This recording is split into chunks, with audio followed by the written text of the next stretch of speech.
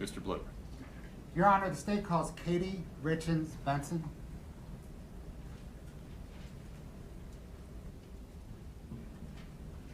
I think she's in the lobby, is that correct?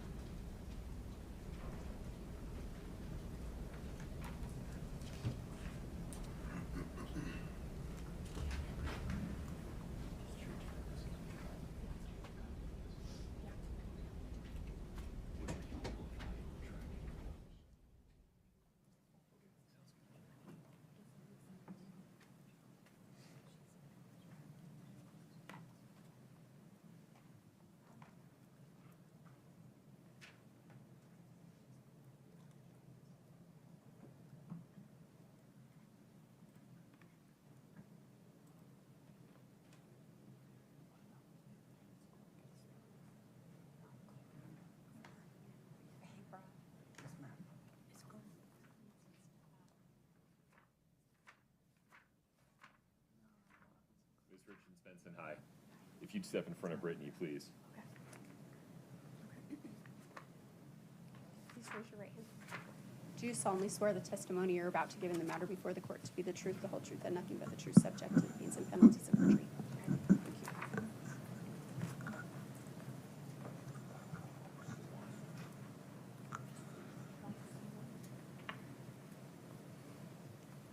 Feel free to move that chair wherever you're comfortable. You can also move the mic. Okay, There you go. perfect. Thank you. Thank you. Mr. Bloodworth, please proceed. Thank you, Your Honor. Good morning, ma'am. Good morning. What is your name? Katie Richens Benson. And is your last name spelled Richins-Benson? You got it. Okay. I'm going to stand here because I would like you to address the jury. And I'm hoping that if I stand close to the jury, if you mistakenly shift to me, you're still addressing them. Okay. Do you know Eric Richins? Yes, he was my brother. Did you grow up with him? Yes, yes. We were only 2 years apart, so we were inseparable. What was your relationship like as you grew up together? So we did everything together. We went to school together. We worked on a ranch. So we have a family ranch that's been passed down for generations. We worked on the ranch together. We fished. We hiked. We did everything together.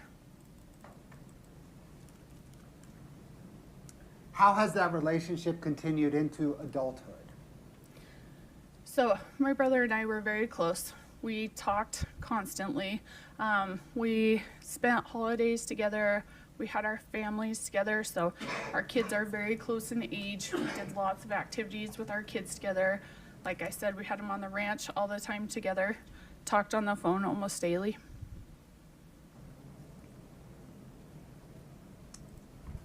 What was Eric's personality like as an adult? Eric was one of the most likable people. I'm sorry, guys. Okay. There are tissues if you'd like. Okay. So, he was one of... Sorry, I'm trying so hard. He was one of the most likable people you've ever met. So Eric was the kind of person that loved everyone. It did not matter who you were, where you came from, where he met you. Everyone thought they were his best friend. If you talked to him, they all said, "I'm Eric's best friend," because that's the way Eric made you feel. He was upbeat. He was positive. He literally would give a stranger he met on the side of the road his jacket, anything to help anyone out. That's the kind of person he was. What did he like to do? How did he spend his time? So, the number one thing that Eric loved was his kids. So he would do anything for his boys. He was the best dad you would ever see. He was a phenomenal uncle. If there were kids involved, he was there. He would show up. So whether it be soccer games, so he coached my nephew's soccer. And he was the dad that coached, that went and got all the signs that were special, so he'd get there before the soccer games, put all the signs up so the kids had their team name everywhere. He also was adamant about making sure they learned how to work. So my parents were very focused on teaching us how to work, to have that strong work ethic. So he had his kids on the ranch, teaching them how to work. He loved the outdoors. He loved to play sports. Anything that revolved around his family, the outdoors, is what my brother loved. Did he plan for his children's future? Yes. So there's not a waking moment that my brother was not focused on his kids. So he had money set aside every single month to go into a fund so that by the time the kids got to college, they could pay for their college and hopefully have some left over for like a down payment on a house or something like that. He had every aspect planned. This is the kind of dad Eric was. So I told you we have a ranch. I love horses. My brother did too, but not quite as much as me. He liked ATVs a little bit better. So his oldest son, Carter, loved horses from the day he was born. He and I share that. So Eric tried to get Carter with me as much as possible on the horse because that's what Carter loved. I would ride the horse with my little nephew in front of me, and my brother would be to the side of me with an ATV with food, snacks, anything that Carter needed. He would have it right there so that Carter didn't have to get off the horse because he wanted Carter to be able to do whatever he wanted. And if Carter would fall asleep, which he would sometimes, Eric would take him into the side-by-side, hold him until he woke up, bring him right back up to me, put him back on the horse, and let him go the rest of the day.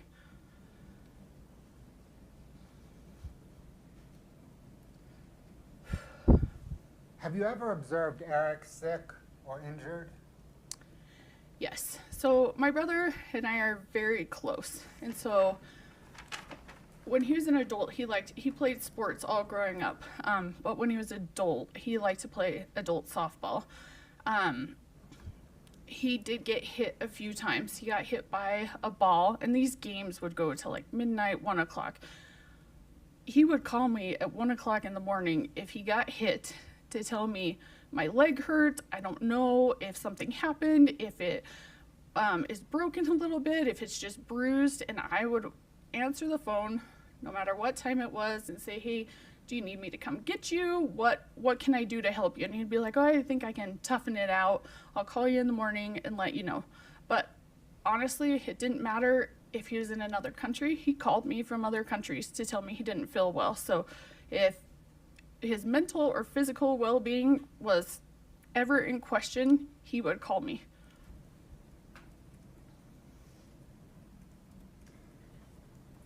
Other than allergy medication, have you ever seen Eric use an over-the-counter drug? The only thing I've ever seen him use is Advil. Have you ever seen Eric use prescription drugs? No. Have you ever seen Eric use illicit drugs? No. Growing up, my mom was a drug and alcohol counselor. She taught us the dangers of those, and really ingrained that in us. Were you and Eric working on any future plans when he died? Yes, so we were planning a trip to Disneyland that year to take our kids. He also has a child, his middle child, Ashton, is extraordinary in math. We were finding programs to get Ashton enrolled in that summer for coding so that we could kind of harness that math.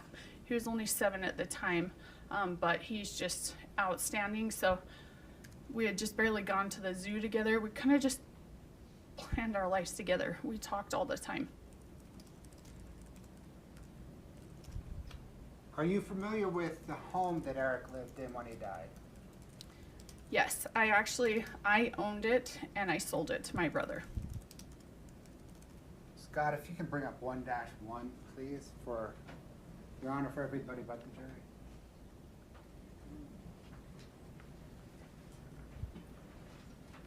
Do you recognize that photograph? Yes. Is that the home that you Yes. sold to Eric and he lived in? Yes. Is it an accurate depiction of that home? Yes, it is. Your Honor, the state moves to admit 1-1. No objection. 1-1 is admitted. Bear with me. There you go.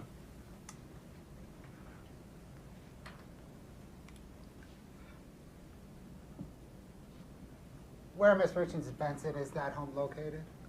That is in Francis, Utah.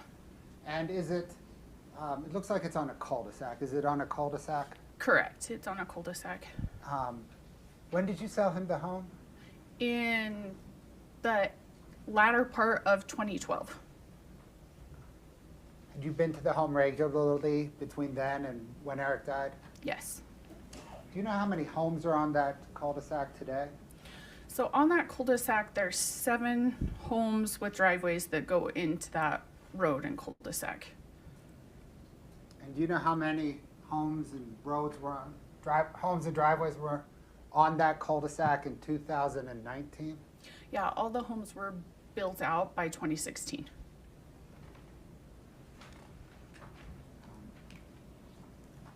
Thanks, Scott. Scott, can you bring up 4-1?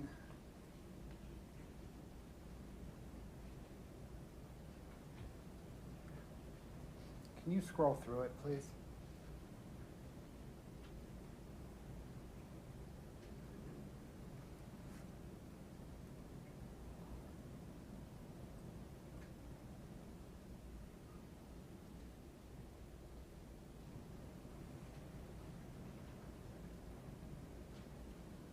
Ma'am, do you recognize that document? Yes, this is my brother's prenuptial agreement with Kouri. And how do you recognize it? I saw it the day they signed it. So on the day of his wedding is when they both signed it, and I read through it with him on the day of his wedding. Your Honor, state moves to admit 4-1. No objection. 4-1's admitted. I'm going to leave it up there just for a minute for the jury, but I'm going to come back to that with them later. I'm not going to Okay. discuss that with you, okay? Okay. Thanks, Scott.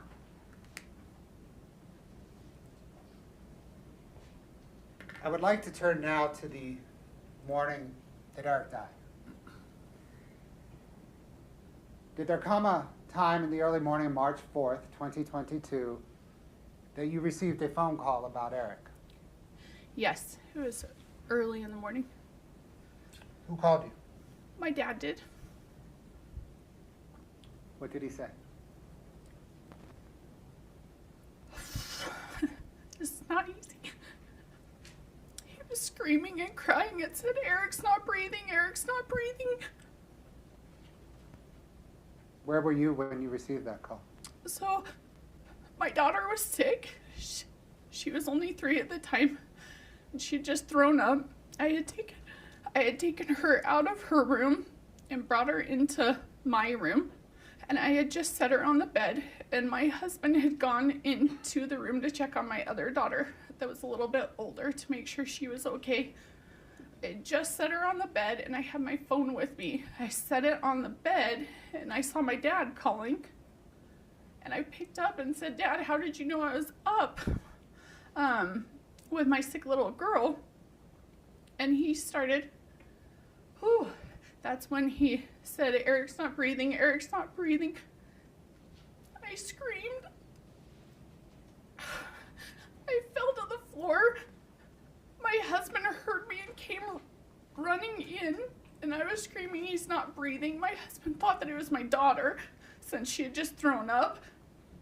So he ran over to her and said, "She's okay, Katie, she's okay." And I said, "No, it's Eric." And so I picked up my daughter that was right there. My husband went and got my other baby out of bed, and we ran out of the house.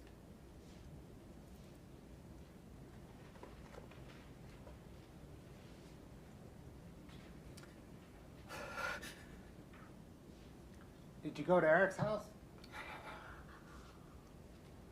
Yeah, we went straight to my brother's house. Who was there when you arrived? Sorry, guys.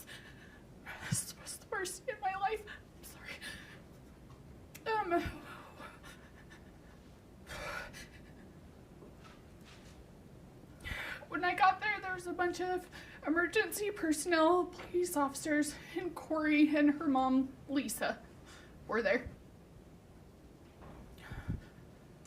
Did you see the boys? That was one of the first things I did, was try to find my nephews. They were in Ashton's room. I don't know how to orient you guys to the house. So as you walk in, Carter's room was to the right, and then you walk down a hall, and Ashton's room was the first room on the left, then it was Weston's room, then a bathroom, and then my brother's room.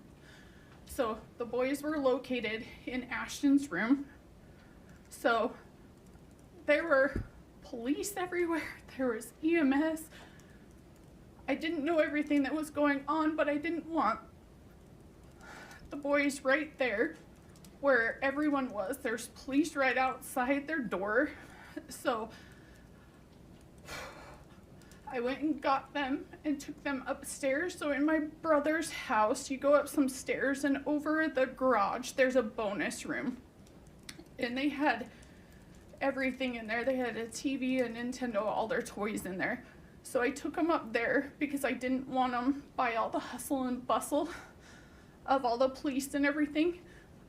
So I took them up there, got them situated, then ran outside to my car to get my husband and my 2 daughters so that my husband could watch the boys and make sure that they were okay. We'll talk more about the boys that day in a minute. Okay. Okay?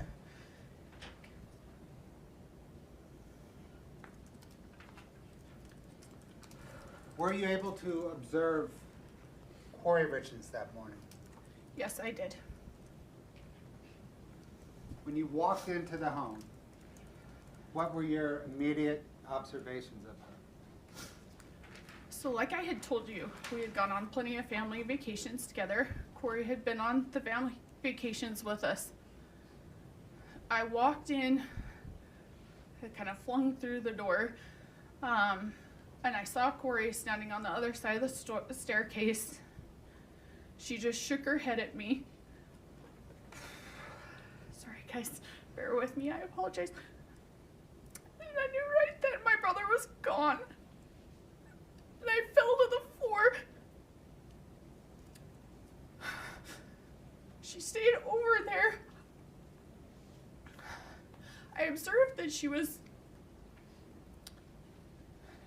not how she normally was when we would go on overnights. She was very well put together.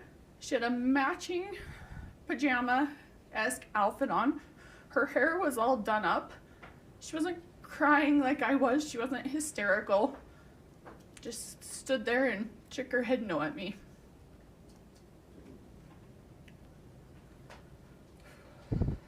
What, if anything, did you observe about Kouri Richins' interactions that morning with her boys? There weren't any until later in the morning. So, like I told you, my husband stayed up with the boys. I went up and down. My sister came up and down. A few people came up and down to check on the boys. I did not see her go up and check on the boys. And I repeatedly asked her, when can we tell the boys? I think we need to tell the boys. I kept coming down saying, I think the boys need to know. It wasn't until they wheeled my brother's body out, and I stood by the stairs, at the top of the stairs, to make sure my nephews didn't come out to see, because we didn't want it to see, and my husband was in the room with them. So they wheeled my brother's body out. My husband did his best. My daughter was throwing up, and he was trying to block it from the boys so that they didn't see my brother being wheeled out. The boys did see my brother being wheeled out. My husband came out and told me that they were upset. And so we walked down and talked to Lisa, Kouri's mom, and Kouri again, and I said, the boys are really upset. They just saw Eric wheeled out. I think we need to tell them.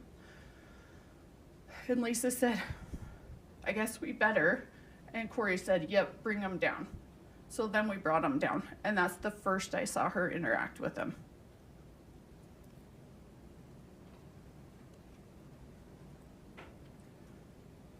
Were you there when Kouri Richins told her sons that their father had died?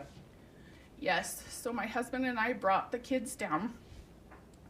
We're sitting on a couch, and in my brother's living room, they have a couch that kind of goes like this, like kind of curves around. So my husband was sitting on the edge with our daughters. I was sitting next to them. Weston, my brother's youngest, that was 5 at the time, was sitting in between me and Kouri. Kouri was on the other side, and then the other 2 boys were in front of us. And what did she say? She let them know that their dad would not be coming back, that he was gone. Just like that? Yes, to my recollection.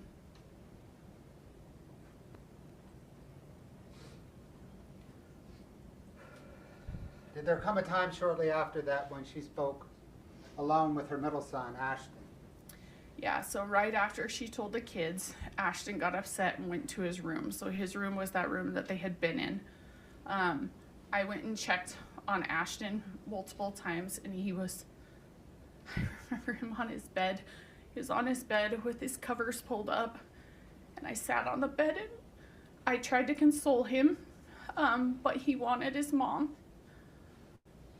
I tried so hard to console him, but he wanted his mom. So I came out and told Kouri that Ashton was very upset and I thought she should go in. Took me a couple times of coming out to tell her, and I finally came out and I said, Kouri, I'm not his mom. I'm not his dad. He just lost his dad. He's very upset. I cannot console him. Can you please come in and talk to him? So she came into the room to talk to him. He got out of bed and ran to her. So they met kind of in the middle of the room. They held on to each other and then sat down on the floor, and I sat right next to him. What did they discuss? She was just consoling him, so just trying to get him to calm down. Right, that with Ashton, is that what you mean? Yeah. What did they discuss? They're on the- She was just trying to console him. Did they discuss Eric's Apple Watch? They discussed Eric's Apple Watch later. Okay, so we'll get to that. Okay. Sorry. Oh, no, it's okay. Did there come a time when Kouri Richins was consoling Ashton there and she was interrupted? Yes. So, Brianne Sorensen, which I believe was Ronnie, Kouri's brother's fiance at the time, I think they were engaged at the time, she came in to talk to Kouri. It was really interesting because Kouri was consoling, and then she immediately kind of stopped and focused on, they would call her Bree. And Bree started talking about the closing of the Midway Mansion. Did you say, Your Honor? Do we need to go into that, Mr. Bloodworth? I guess what I'm saying is anything further regarding that necessary to develop the upcoming testimony? Your Honor, the state's next question will be, how did Kouri react? Oh, okay, yeah, sustained. What Bree said is not admissible, don't consider it. Well, Your Honor, the content of the call, the content of the discussion. Well, Kouri's side of it is not what they're objecting to. I think it's just that fact. Am I right, Ms. Nestor? Yes, Your Honor. Yeah. We're objecting to what Bree said. Take it from there. I understand the contours here. Let's just wait for the next question. Okay.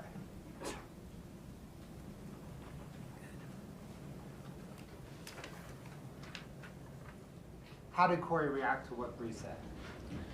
Kouri was very businesslike, very telling Bree exactly what to do, and I was dumbfounded. And I looked at Kouri and said, you can't tell me you're going to close on that Midway Mansion when my brother just died. And she looked at me matter of fact and said, yeah, Absolutely. He has nothing to do with it. The money's already gone through. It's all my business. I'm going to.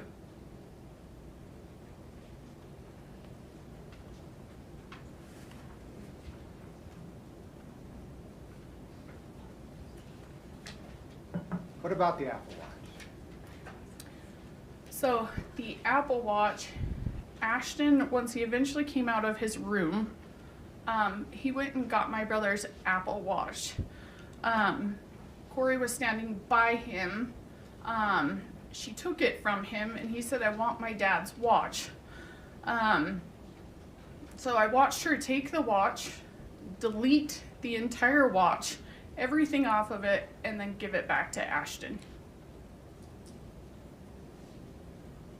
On the morning that Eric died, did Kouri Richins say anything about the house that they were living in? Yes, she told me, so the house, the 282 Willow Court that they were living in with their kids, she told me she was going to sell it.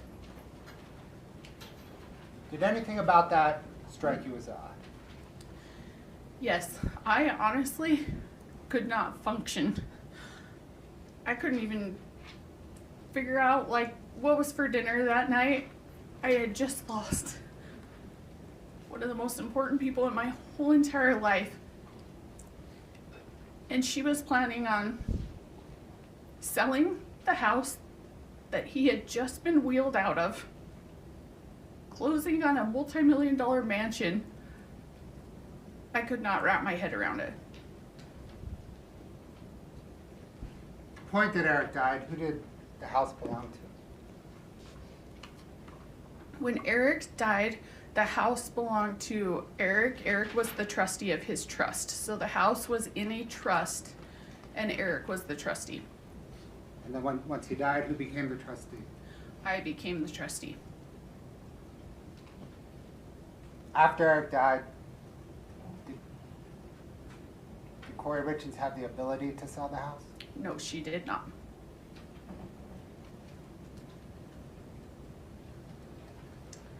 That morning, did Kouri Richins say anything about Eric's stonemasonry business? Yes. She had a plan for how she was going to run his stonemasonry business. She was going to hire one of his best friends. His name is TJ. TJ worked for Eric's business partner's dad and had grown up working with Eric and Eric's business partner Cody and Cody's family in their family business, and he still worked with Cody's dad Shannon. So she said that she was going to hire TJ to run Eric's portion of the business for her and that he would take care of all of it. So am I right that the morning of Eric's death, Kouri Richins told you her plans on purchasing the Midway Mansion, selling the home she lived in, and running Eric Richins' business? Correct.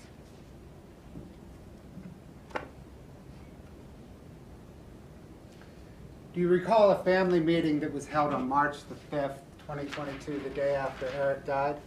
Yes, I do. What was the purpose of that meeting? It was to start preparing for the services for Eric. And who participated in the meeting? So myself, my husband, Clint, my sister was there, Amy, her husband, Andrew, my dad, Gene, his friend, Tisha, Kouri's brother, Ronald Darden, or Ronnie, as they call him, her half-brother, DJ, her, I believe Bree was there as well, his fiance, and then her mother, Lisa. Did you know Eric's wishes regarding burial, Yes, my brother wanted to be buried. as opposed to cremation? Yes, my family is very big on burial and not cremation.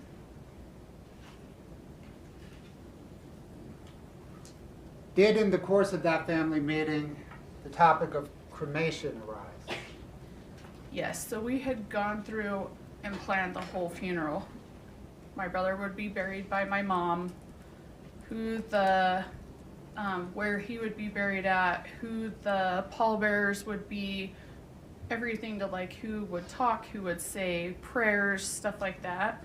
And at the very end, when I thought we kind of had it all wrapped up, Lisa Darden, Kouri's mother, said, when are we going to talk about that Eric wanted to be cremated?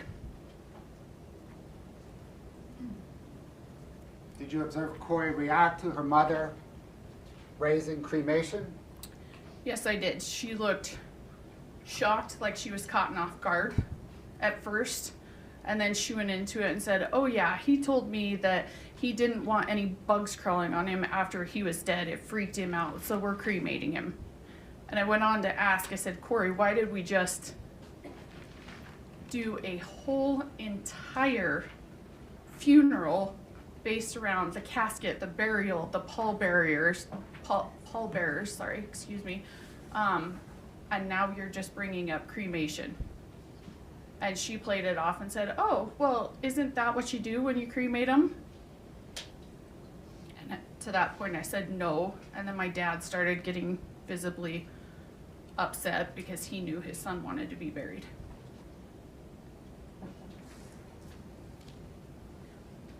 I need to take care of some business with handwriting samples now, okay? Okay.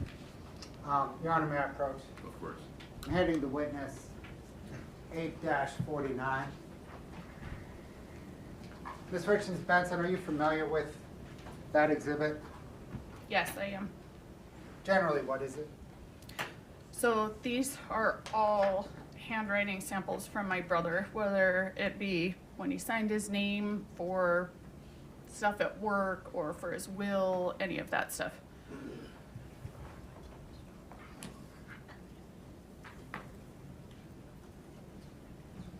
Can you please just thumb through each of the tabs? I think, is there 14 of them? 16. 16?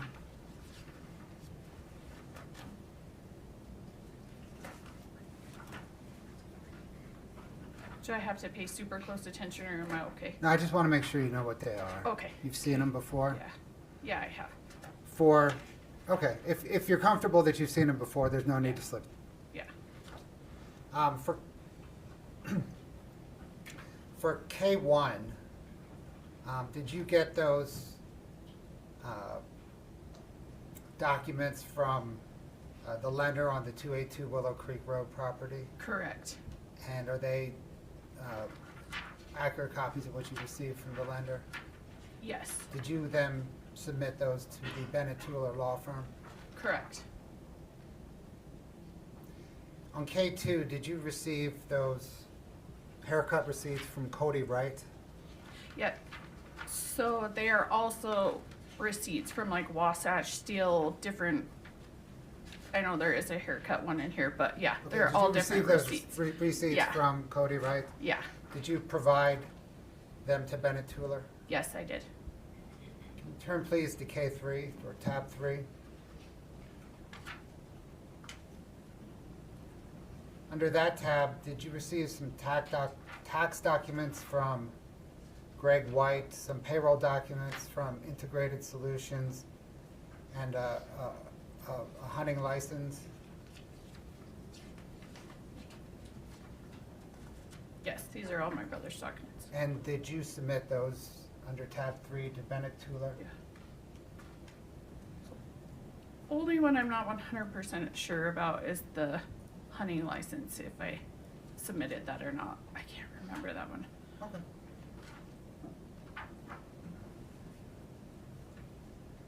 On K4, did you receive the check there from Allison, right? Correct. And did you get the loan documents on K4 from the lender on the 282 Willow Creek Road property? Yes. Did you submit those documents at tab 4 to Bennett Tueller? Yes.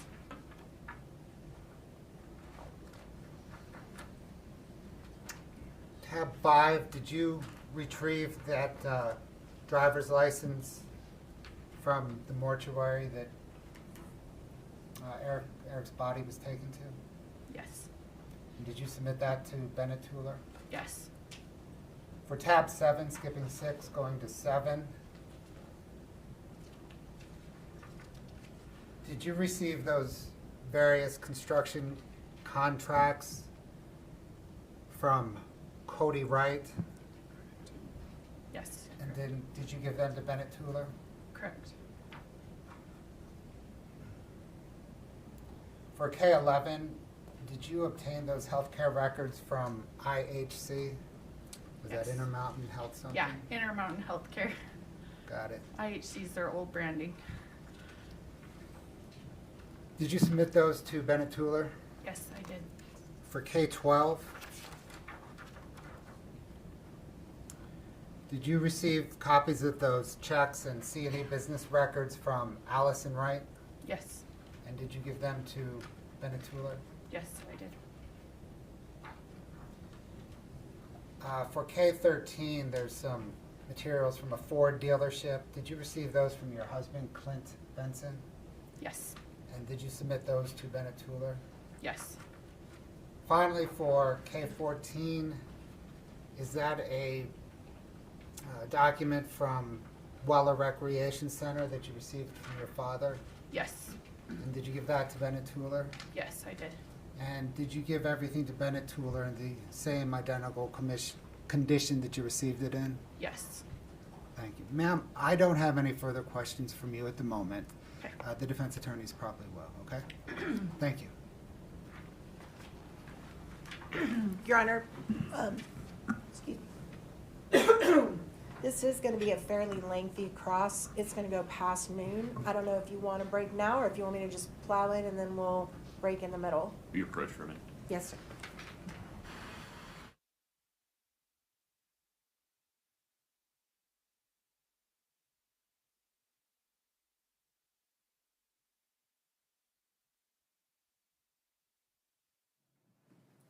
Folks, let's let you stretch your legs. We're going to come up with a plan here about what to do about the lunch hour. I just need a few minutes to figure it out. Okay, please rise for the jury.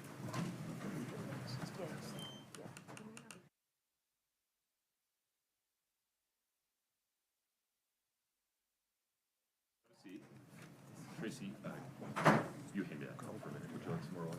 Yeah, thank you very much. Do you mind refilling that? We're going to get a carafe for future witnesses, I promise.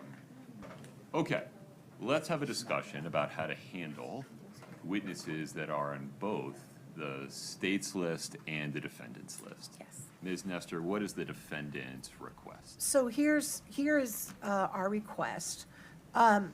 There are probably, Your Honor, can I pause? Can we excuse the witness? yeah, that's fine with me. She can That sit. would make sense, yeah. Do you, and is that so that she doesn't hear this discussion? Correct. Yeah. Do you mind stepping out into the lobby for a minute? Yeah, Shirley was here. You can take it. Okay. Yeah, it's your cup.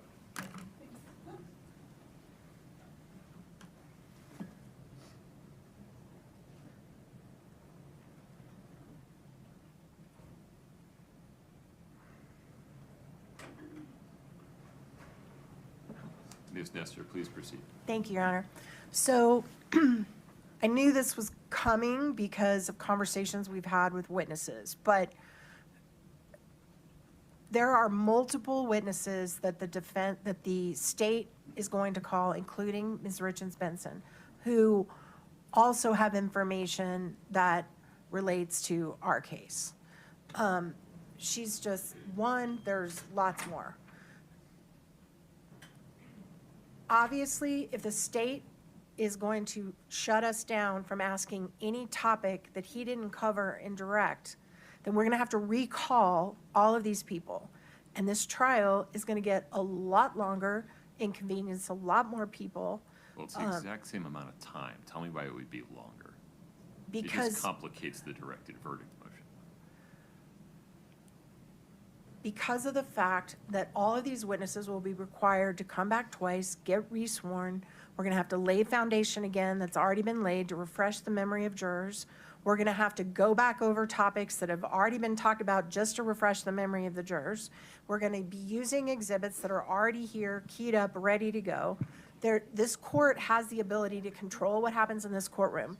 If you want us to call all these people twice, we will, but it seems a ridiculous imposition of burden on not only the witnesses, but the jurors to have to say, we're gonna hear from them now and in 2 weeks from now.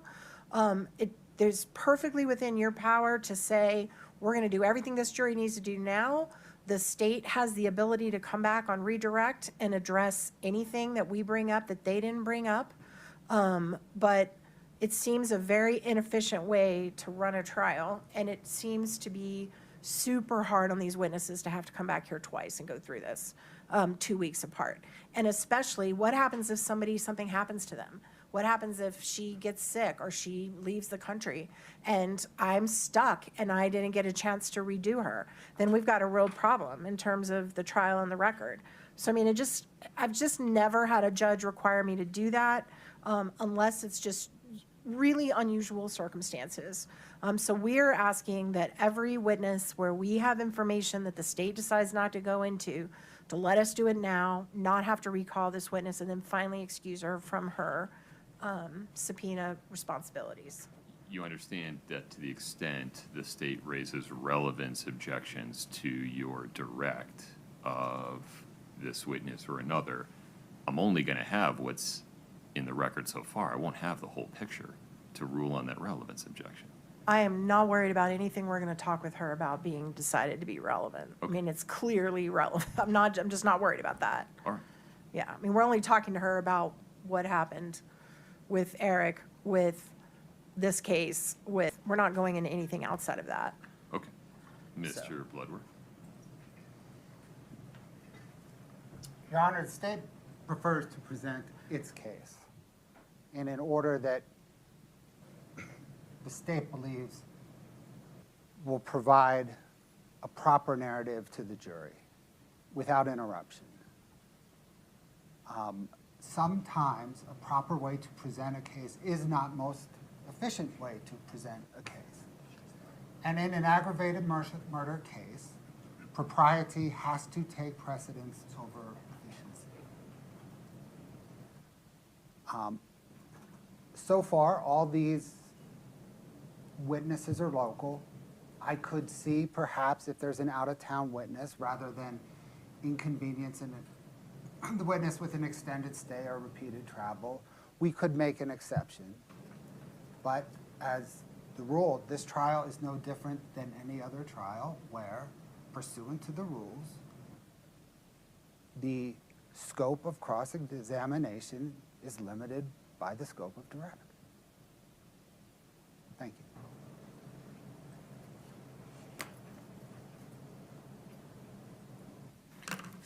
Ms. Nestor, we'll take this on a witness-by-witness basis. With respect to Ms. Richens Benson, I imagine she's going to be in the courtroom every single day. And if she's not, she's certainly subject to the subpoena power of the court. And has somebody subpoenaed her so she can't beg out of appearing?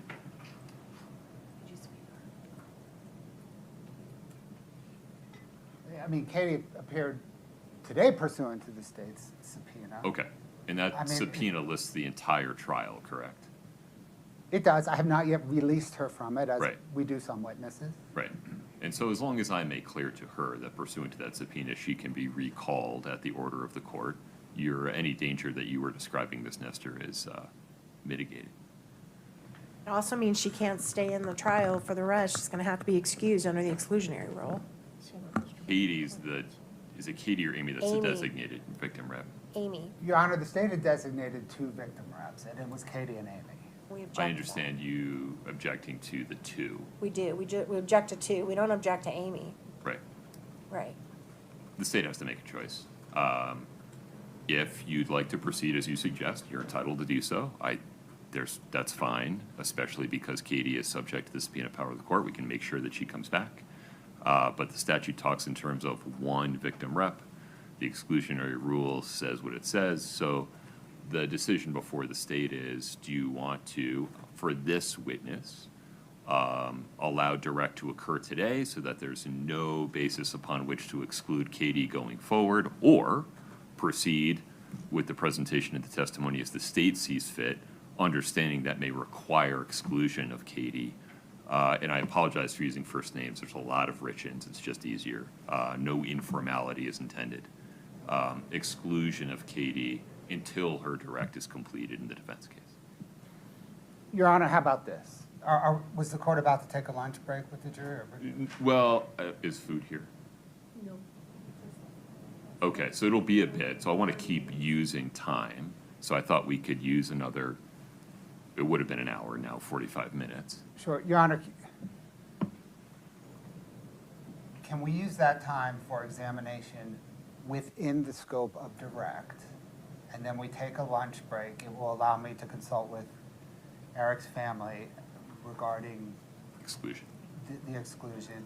It will also allow me, Your Honor, to refresh my memory. We had at the time, the state had appointed 2 victim representatives. Despite the language of the statute, we had briefed case law which expanded that language. And I just need to look back at that. Yeah, I'm happy to be educated, but Ms. Nestor, may we proceed stepwise in that fashion?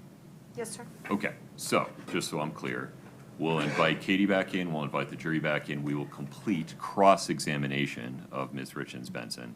We'll take a lunch break, we'll sort out whether you want to proceed with her, whether I will allow you to proceed with her direct examination in your defense case today. Also, just to make sure I'm clear, so Mr. Bloodworth brought up to Ms. Richens Benson the fact that she was the trustee.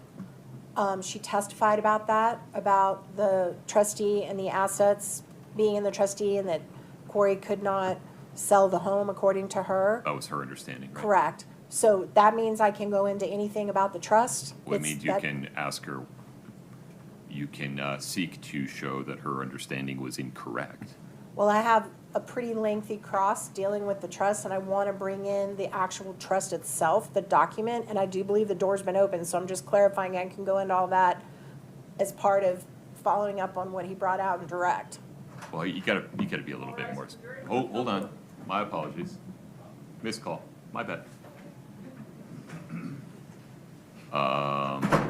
You're speaking in generalities, so it's hard for me to give you a ruling. So one of the documents I want to use is the trust document itself. Sure.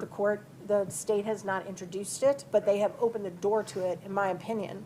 Well, they've opened the door to questions about what is your understanding based on? Perfect. Why do you think that? Perfect. That's what I need. Have you ever seen this document? That's what I need. But the trust is, to my memory, several pages long.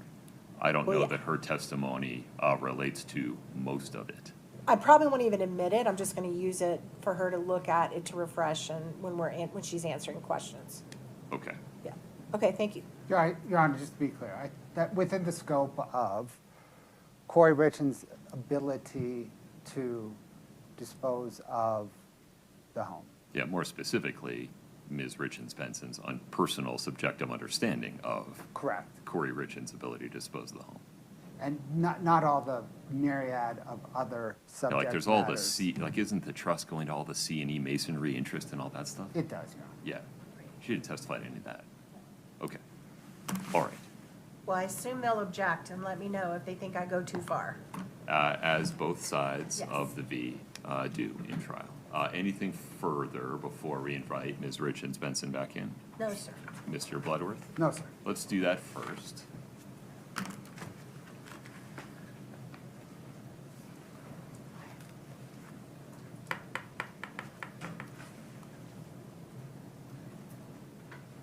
Great. Did we just guess at what they want, or did we ask them?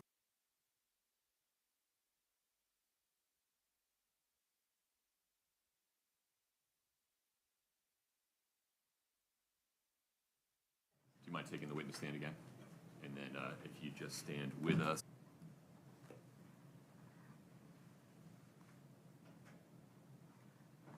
Folks, have a seat. Thank you. Thank you for your patience. We'll proceed with cross-examination of Ms. Richens Benson. Then we'll take a lunch break. Thank you for your patience. Ms. Nestor, take it away. May it please the court. Good morning. Good morning. We've never officially been introduced, but I know we've seen each other a whole lot. But again, my name's Kathy Nestor, and I'm one of Kouri's attorneys. So I want to talk to you about, I want to go back a couple of years before Eric passed. You mentioned in your direct testimony that you are the trustee of a trust that Eric created. Is that right? Correct?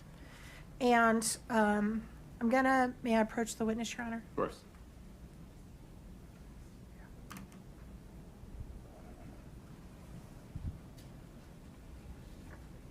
I'm handing you a document that's been marked as IMP KRB1. Okay. Take just a second and look at that document and tell me if you recognize it. I certainly don't expect you to read the whole thing, but just tell me if you know what that is.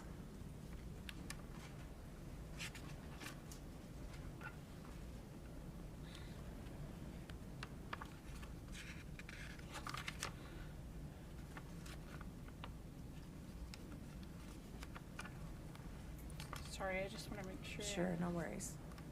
Take your time.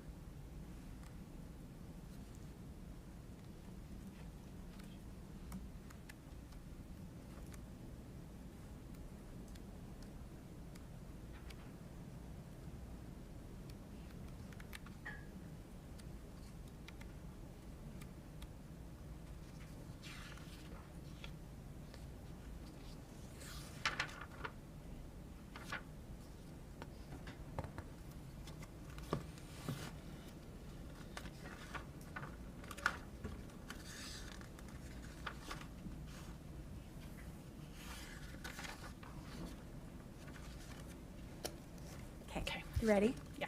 So do you recognize that document? Yes. What is that document? It's the Eric Richins Living Trust.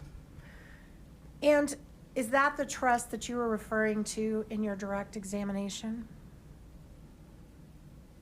When When Mr. Bloodworth was questioning you? with the house.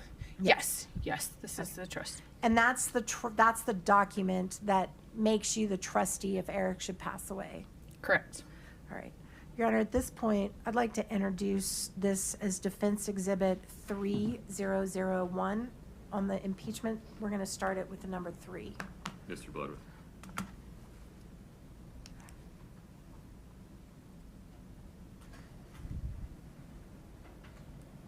Your Honor, no objections to the admission of the document. The state, of course, is going to admit it, had planned to admit it through the witness that prepared it. The state's just pausing on the nomenclature. We've referenced this document in other briefing by other exhibit numbers, which We can resolve that going forward. We can come up with a common vernacular at some point. right. Okay. Okay, but as to admission, no objection. So just so the record is clear, if anybody ever has to read this, the Eric Richins Living Trust dated November 3rd, 2020 is admitted. All right. And that's going to be Exhibit 3001, Your For Honor. the time being. Yes. We'll see if we come Change up with it. a different vernacular going forward. That's fine. Okay. Can you turn for me to Section 1.03 of the trust? And Ms. Nestor, will Yes. you let me know when you're ready to publish whatever you want to publish to the I will, jury? thank you. Thank you.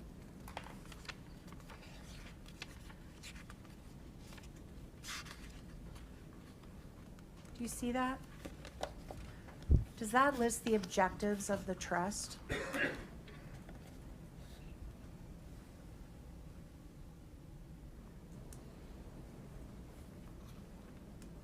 Just to refresh your memory, let me know when you're finished reviewing it. Oh, there it is.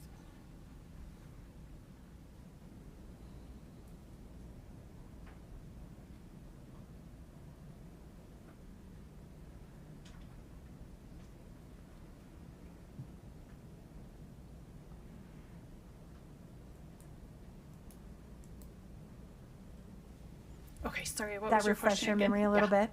So is it fair to say that Eric's objective, as put in writing in the very beginning of this big old trust document, was to provide for both my wife and our children during any time I am incapacitated and after my death? That's what's in there, yes. So Your it's Honor, you, I'm sorry. Can we publish this to the jury? Sure. We're seeing it on our screens, but the jury's not. Yeah, she didn't ask me can to. you that's fine. publish? Would you like to? Yes, sir, thank Okay. you. That would be helpful. Thank you, sir. Yep. All right. And you agree that it was your understanding that this trust would provide for both Kouri and the boys? Is that right? It would provide for the beneficiaries, and those 4 are the beneficiaries. And Kouri was a beneficiary of this trust. She was a beneficiary of the trust. And that's what Eric wanted. I think the document Your speaks Honor, for itself. objection. Yeah. I'll withdraw, Your Honor. Okay. Okay, so basically there was as trustee, what is your understanding of your role as trustee? What is your role? It's to administer the trust. And what does that mean to you? So to carry out my brother's wishes. And with respect to the reality of that, there's a trust that holds assets. Is that your understanding? It holds his assets, whatever they are. Correct? And that includes cash and money and items, right? Yes. And you're supposed to see over that money and those assets Correct, as the trustee. and protect them, right? Correct. And distribute them to the beneficiaries as needed throughout their lifetime. Based on what the trust says. And that's your understanding of kind of your job, right? Correct. And as trustee, you get paid. No. You're not taking a fee. So my brother did put in the trust that I could be paid and I could reimburse myself for the time spent. I have never once been paid for the time that I spent. So I chose not to. That's very generous of you, and that's because you want those boys to get everything they can, I'm sure. I want all the beneficiaries to get everything they're entitled to. Okay, thank you. So let's say 2 months after Eric died, Kouri wanted to buy a car. She could do that, but she would have to ask you first, right? As the trustee. Can you reframe that? So with money from the trust, Yes. she wants to buy the car? Right. Yeah, there's a lot of litigation. So she did a lawsuit 3 weeks after my brother passed to try to set aside the trust. Okay. So there's a lot of litigation. So I would work with my attorneys to figure out what was proper. Let me ask it this way.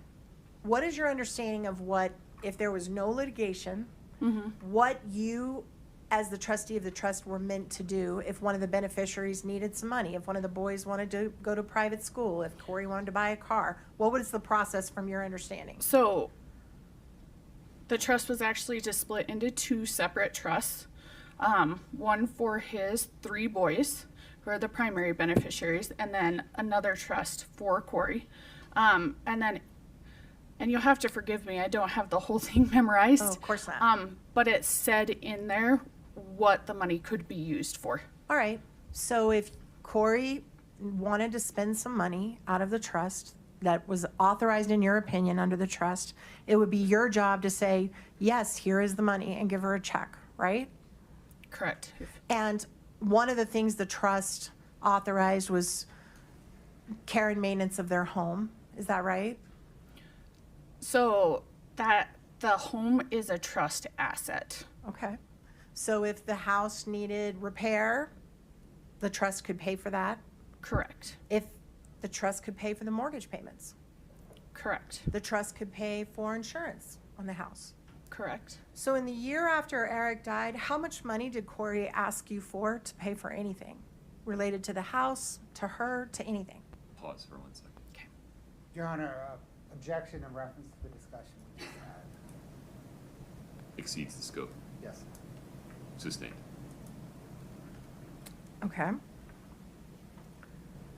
Did the trust pay any mortgage payments on the home after Eric died? Ms. Nestor, it's the same objection. Okay. Sustained.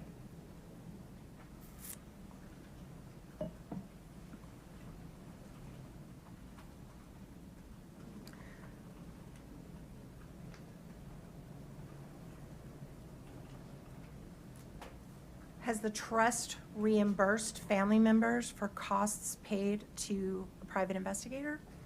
Pause for 1 second. Go ahead. Same objection scope, Your Honor. We're well outside the scope of direct, Ms. Nestor. Sustained. Right.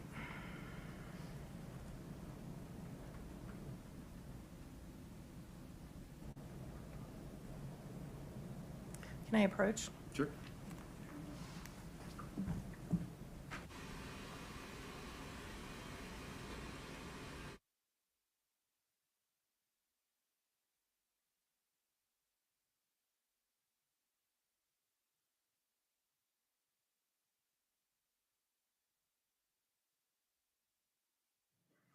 Esther, please proceed.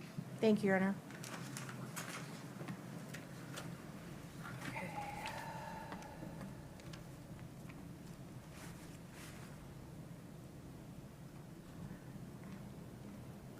Just 1 minute, I'm trying to comply with your ruling. Just give me 1 second, because I think there's another topic that I'm gonna have to save for a direct. Yeah, I think so. All right. All right, I want to talk to you about the day of Eric's death. You mentioned, I believe you mentioned that when you got there, Kouri looked put together. Correct? She was in pajamas. Is that right? Like a matching sweatsuit, She was in a matching sweatsuit. like sweatsuit, pajamas. I don't know the technical, Okay. what they were sold as. And you sorry. said her hair was fixed? It was pulled up.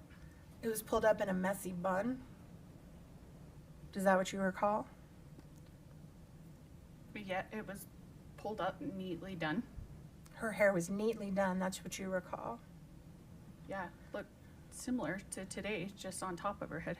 And you also said that you went to the ground and she just stood there and did not comfort you in any way? Not that I recall. Okay, Katie, can you please, just for the witness only, Your Honor, we'd like to play a clip. This is State's Exhibit 1-4. Pause 1 second. Does this have sound? It won't now. Doesn't have sound, I don't think. Okay. So only for her to review. Well, hold on a second. It's real hard for me to do only the witness. Oh, Can I we mean do- the witness and counsel. Okay. Sorry. Mr. Bloodworth.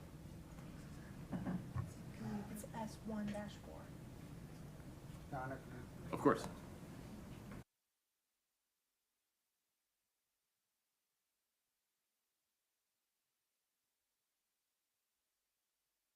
One minute, folks. Thank you.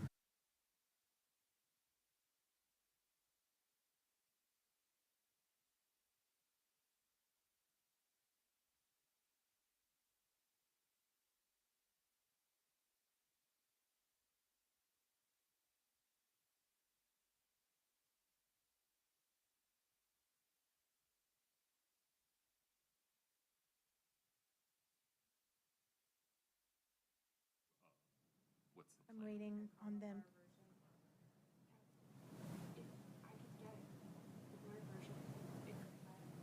Just pull up the blurred. Is it that exact same clip with the blurred?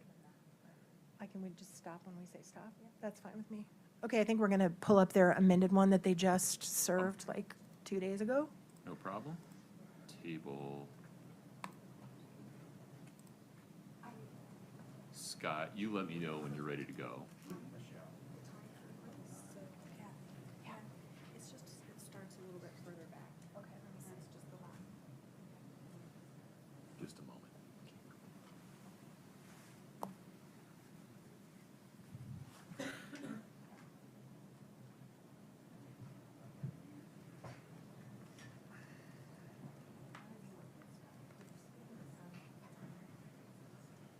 Sorry.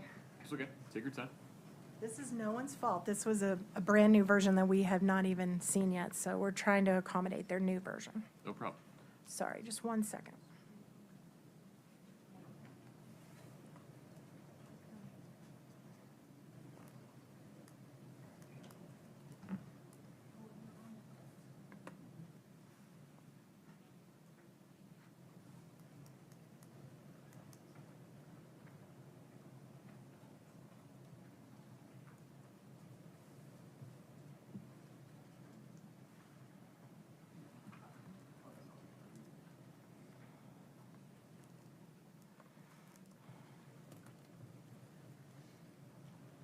Your Honor, can perhaps the court instruct the jury just on the difference of the clips?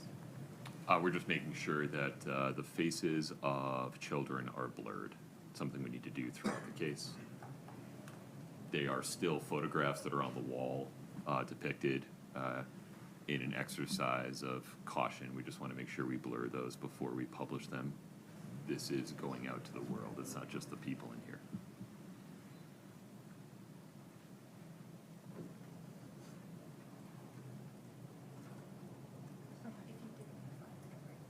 Here's the caption.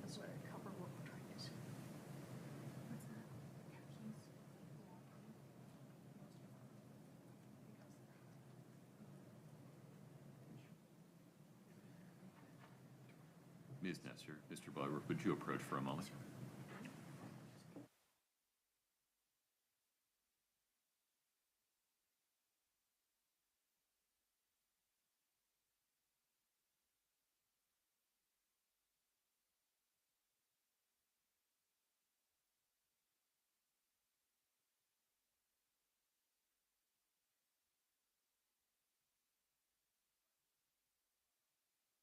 This is like watching paint dry. That's not fair to you. So, let's give you a lunch break.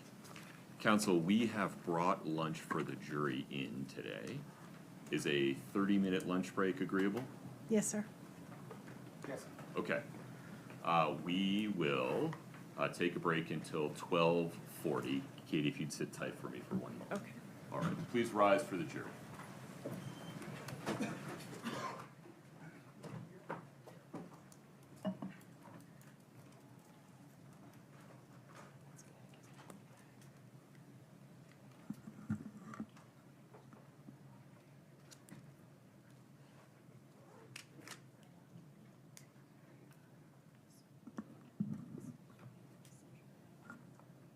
All right, have a seat. Thank you.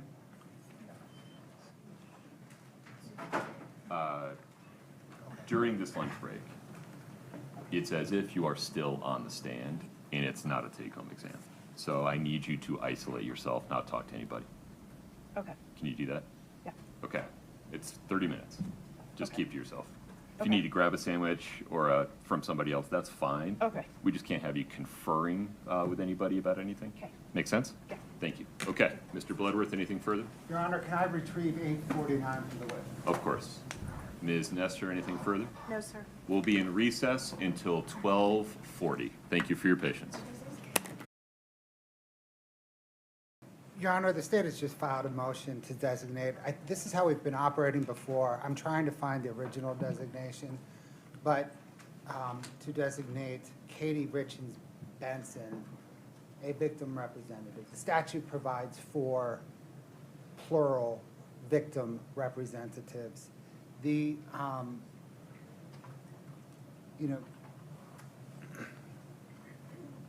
beginning with defense counsel's cross-examination today was the first time that the state had any notice that the defense wanted to call Kouri Richins Benson as a witness. She's not been subpoenaed, she's not been on any of the Rule 16 designations. And so we have proceeded,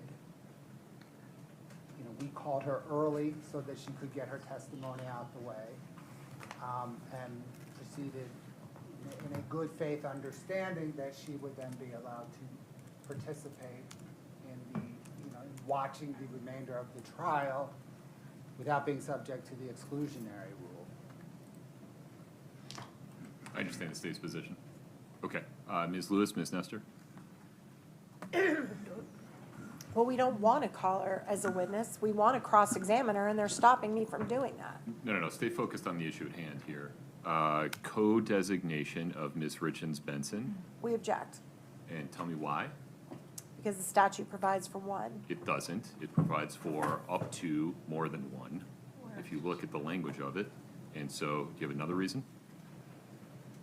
I don't know why there's special circumstances that require them to have two in this case. It's not a requirement. They're asking for permission. We object, Tell me why. because it's going to interfere with my ability to cross-examine her if I have to recall this witness and she sits through all of the testimony. Forgive me, have you ever listed her as a witness in your case? We were not aware that they were going to stop me from doing this until about a day ago. So as Is that far, a no, she's never been listed as a witness? she has never been, I'm sorry, she's on our witness list? Okay. Are you sure? I don't think that's right. For example, if I search for the name Richins on your Right. witness list, it does not appear. No, but we are happy to file an amended witness list and add her if I can't cross-examine her now. You I'd can prefer to cross. cross-examine her within the scope of direct, regardless of whether she's on your witness list and regardless of whether she is a co-victim representative. The only thing this impacts is whether there's any prejudice to defendant There- if she's a co-witness representative who is not excluded going forward. So here's the problem. So if she's allowed to sit through the trial, then it affects my Sixth Amendment right to cross-examine her because she's been impacted and heard the testimony of every single witness in the case. Would you pause there? Do you mean cross-examine or direct examine? Well, direct, when I recall her. If I cross her now, Right. I would do it now. But if she gets to then have the benefit of sitting through the trial and hearing everyone else's testimony, and then when I direct her, she's hostile, so I'll probably ask to cross her because she is a hostile witness and I am entitled to do that. And if that happens, then that does prejudice us because she's got the benefit of being able to shape her testimony around everybody else's that she's already listened to. So it is a prejudice, and I don't know that there's any compelling reason to let her stay that outweighs that prejudice, or just let me do it now. I mean, that's their decision, but that is a prejudice, and that's very real. Okay. Anything further? No. All right. Under Utah Code 7738-9, subsection 2, the court shall designate a representative or representatives of the victim. The legislature, in crafting that language, contemplated situations in which more than one victim representative would be appropriate. An aggravated murder case is certainly among the situations in which the family of a decedent might want to spread that burden and duty across two family members. The court finds that the state's request to designate Ms. Kouri Richens Benson as a co-victim representative under Utah Code 7738-9 is supported by the language of the statute and a good faith request. Moreover, the defendant's arguments regarding prejudice are not persuasive for two reasons. One, Ms. Richens Benson has never been listed by the defendant as a trial witness that they intended to call in their defense case. And more practically, the court finds that she likely already knows all of the admissible and inadmissible evidence in this case, and there is no additional or marginal prejudice by allowing her to be in the courtroom during the testimony of other witnesses. The state's request to designate Ms. Kouri Richins Benson as a co-victim representative under Utah Code 7738-9 is granted. On that basis, the court does not have the authority to exclude her under the exclusionary rule. Mr. Bloodworth, anything else? No, Your Honor, thank you. Okay. Are we ready for the jury and the witness, Ms. Nestor? Just one moment. Yeah. Did we swap it? Everything's. Okay. Do we want to take a look at it before? I think we're good. I think we've all agreed on it. Let's just take a quick look. Do you want to show it real quick, Katie?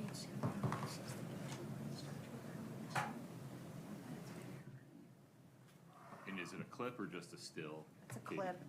Okay.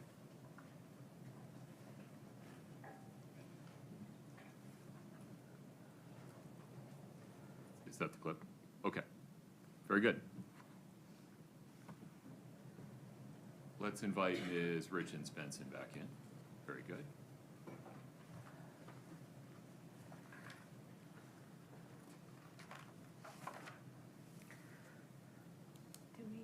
Katie, if you take the stand again, thank you. Did we admit it? Not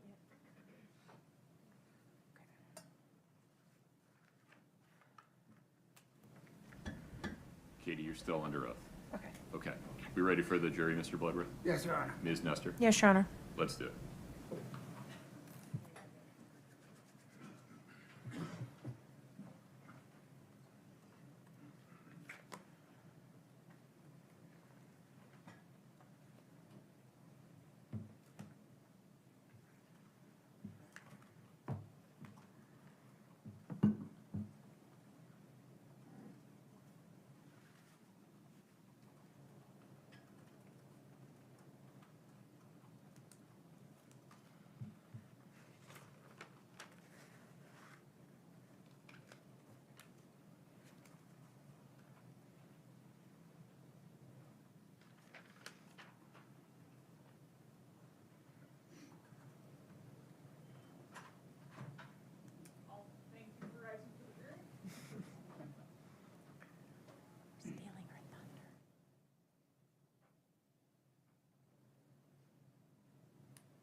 a seat, thank you.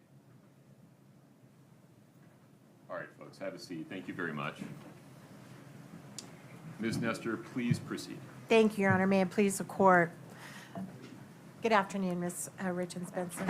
So when we took a break, I had confirmed with you that it's your recollection that Kouri had a sweatsuit, a matching sweatsuit, and fixed hair, and that she did not comfort you when you fell to the ground. Is that correct? To my recollection. Okay, I'm going to ask you to watch a clip from that morning that was taken off of an officer's body cam and see if you can confirm that that's in fact you and Kouri that morning. Katie, can you play it?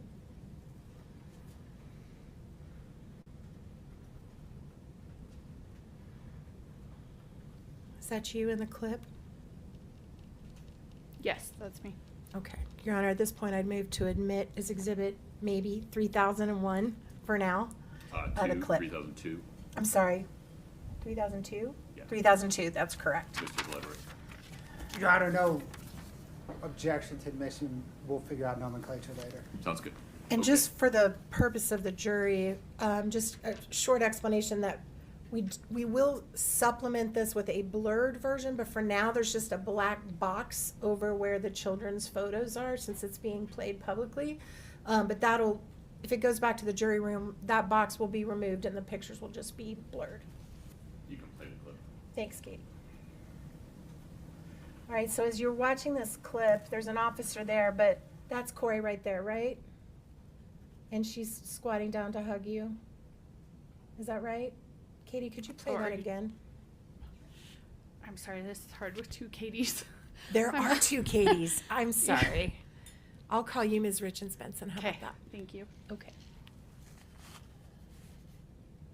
Okay, so that's Kouri. Freeze it right there, Katie Nestor. Okay, and that hair right there, that's what you're saying she had fixed? Just her hair up and messy like that? Yeah, as you can see, mine was down and messy and didn't have contacts in anything. Sure. So both of you had messy hair, and she's also clearly wearing pajamas. Does that refresh your memory that she was not in a sweatsuit, she was in pajamas? I am not a fashionista, so to me, that's a sweatsuit or pajamas, just to be honest. Okay, and then keep playing, Ms. Nestor. And that's her squatting down to comfort you while you're on the ground, and that's y'all hugging, right? Correct. So your memory about that was clearly wrong. To be fair, it was 4 years ago. Okay. And everything you're testifying about here about that morning was 4 years ago, is that right? Correct. Okay. You can take that down, Katie. Thank you. Other Katie. And shortly after this scene where Kouri hugs you, and obviously everyone's completely understandably upset, was there a time where you went out into the driveway and spoke with an investigating officer that morning? I went and spoke to an investigator in their car out front of the house. Okay, maybe not in the driveway. Might have been in front of the house. Correct. Your Honor, objections. Your Honor, she's testified about her memory of that morning. This happened that morning. I'll give you a limited latitude here. Thank you. And who was the officer that you spoke to?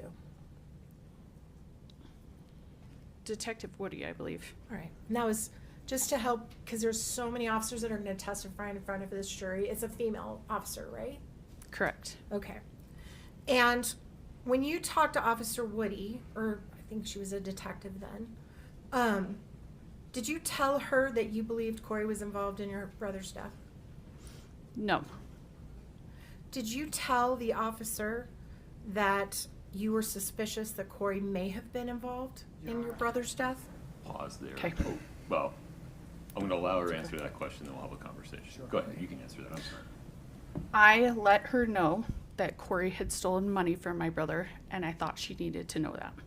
And what else did you think she needed to know at that moment? I left at that moment to go didn't- back in the house. You didn't tell her My anything recollection. else? My recollection is that I told her that Kouri had taken money from my brother, quite a lot of money, and that there was tension. And what did you tell the officer was the reason for the tension? May I have a quick conversation with Yes, Your Honor. My apologies, counsel.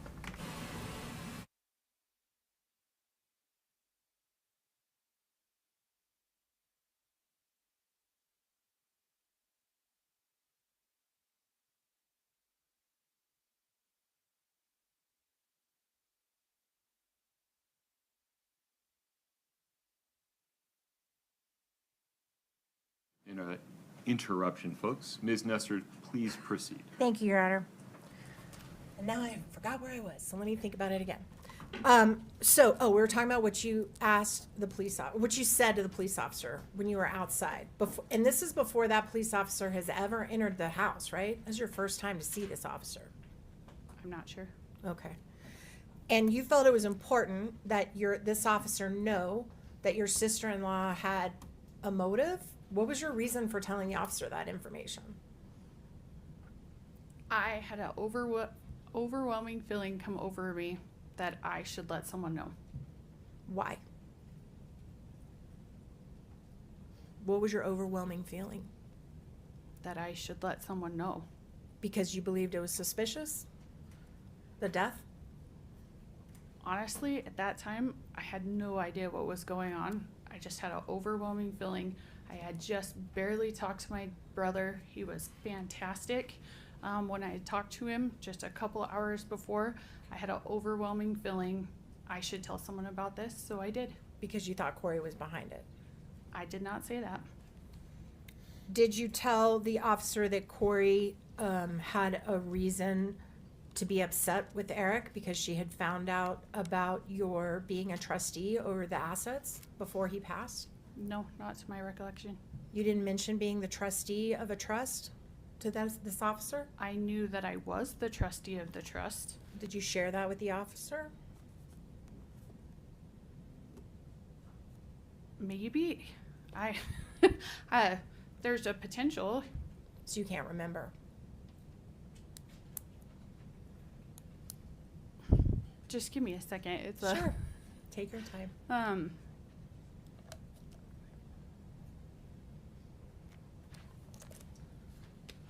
I mean, I did know that I was the trustee, so I definitely could have shared that with her. And did you share with the officer that Kouri had been upset with your brother about that before he passed? No, So if an not to officer, my recollection. if an officer says you said that, that would be wrong? Or you're just not sure? The questions are a little difficult. They're really vague. So not to my knowledge. Okay.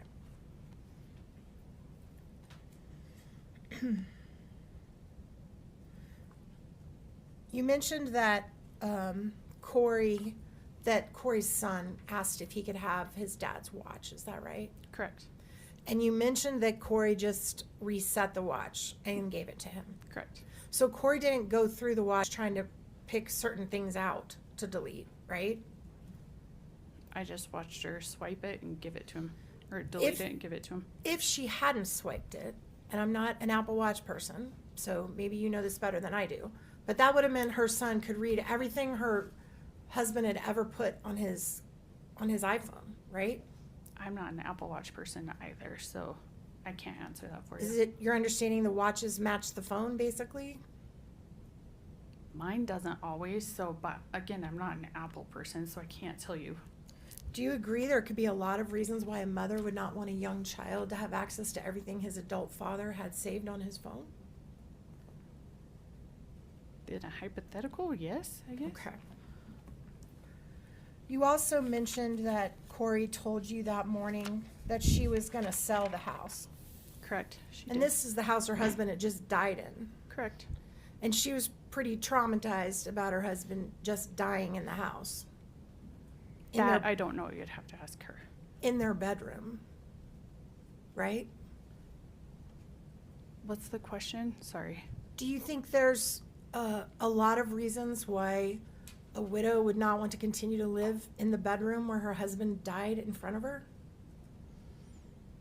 Honestly, I can see some people would and some people wouldn't. Okay.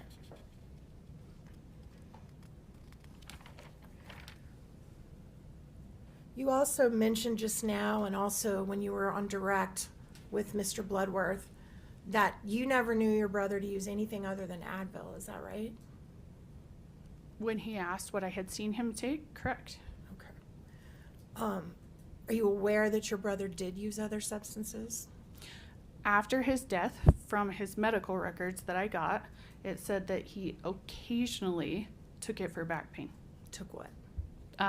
THC, Okay. Which is marijuana. marijuana.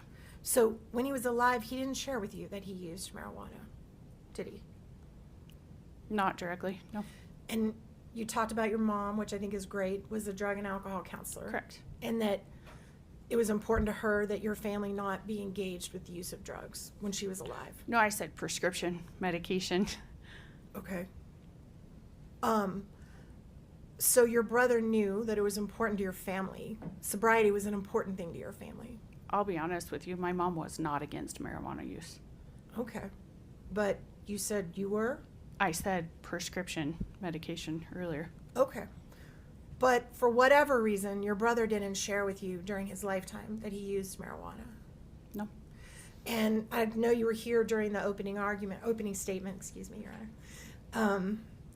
You saw this slide of all those gummies that were seized from Eric's. You didn't know that was in his house. He didn't share I knew that Kouri had some in there. He had shared that with me. But he didn't tell you he did. No. And you also, did you know that your brother drank alcohol? I knew that he socially drank, but he was responsible. And he chose not to do that in front of you. Is that fair? Correct. And it's also fair and totally understandable that your brother's not going to talk about his sex life with you. He actually did. Oh, did he? Yes. Did your brother share with you that he was taking testosterone? Yes, he did. And you knew that?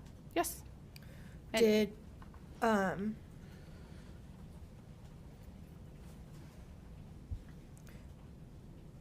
I'll strike that.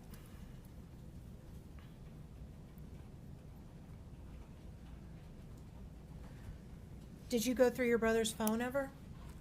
no. The morning after he passed, was there a period of time where you saw your sister Amy with his phone? She did have his phone. And how long did she have his phone in her possession? Honestly, I wasn't watching Amy very close, so I can't tell you. Okay. Did you ever have his phone that day? No. Your Honor, state reduced scope objection. Same morning, Your Honor. Let's keep moving. The objection is overruled as to that last question. Did, after that morning after Eric died, did you ever, well, let me ask it this way. When you arrived at the house, had the police cordoned off any portion of the house and said you could not enter it? There was someone at the hall, and they said that you weren't supposed to go back down the hall. So- Once they removed your brother's body from the scene, and I know that was traumatic, and I'm sorry. Once they removed his body, were you allowed to go anywhere in the house you wanted? Yeah. And did you see the police searching the kitchen? Yes.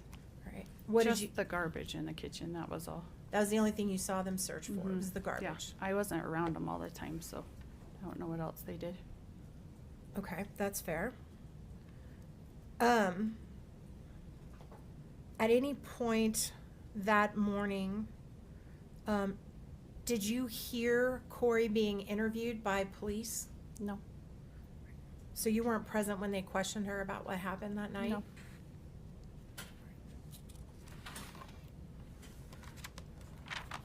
Did Eric share with you that he had used hydrocodone in the past, like in that pill bottle that we saw on the screen? So Eric and I had talked about that. So that pill bottle on the screen, it was old. It was 2016, right? Right. Because Eric had a procedure, but Eric did not want to use much of it. So actually, Eric and I had several conversations. When his back hurt and everything, I actually set him up with an acupuncturist and everything so that he didn't have to use any. So, Let me stop It you was- right there, just 1 minute. Okay. Let's just break it down. okay. So you knew that he had used hydrocodone in the past for pain? He did not like to, but if it was extreme, He did use it? yeah, but he would never like take the whole finish the And- prescription.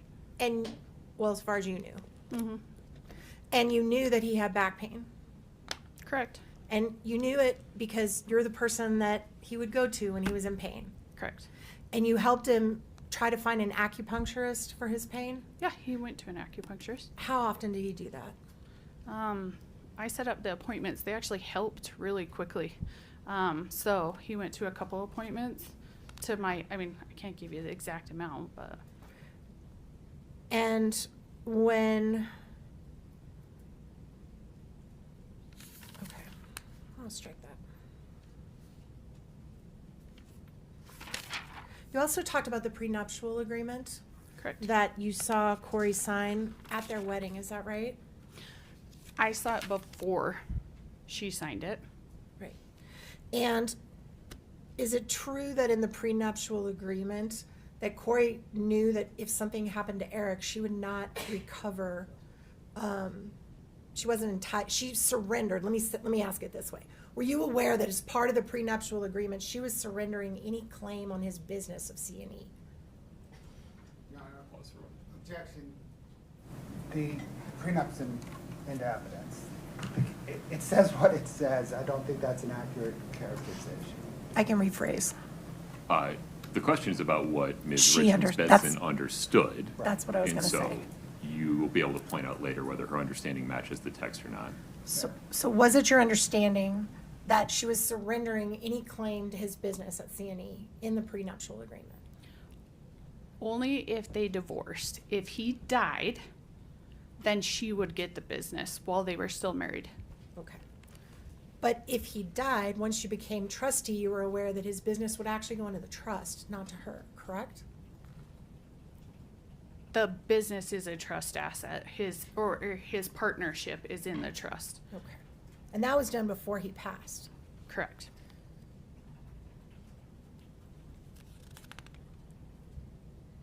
And again, you don't recall telling the officer that Kouri was upset about that prior to the officer coming in the house?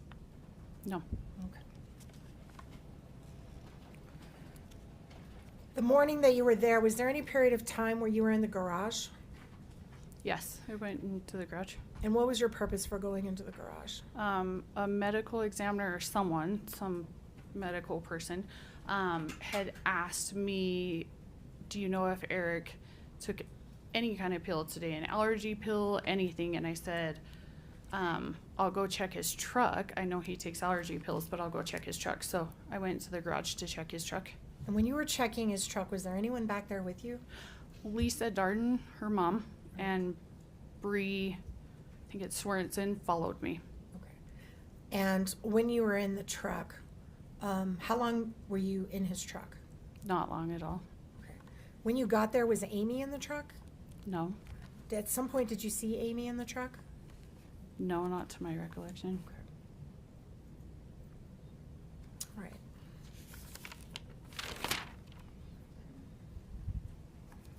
You also mentioned that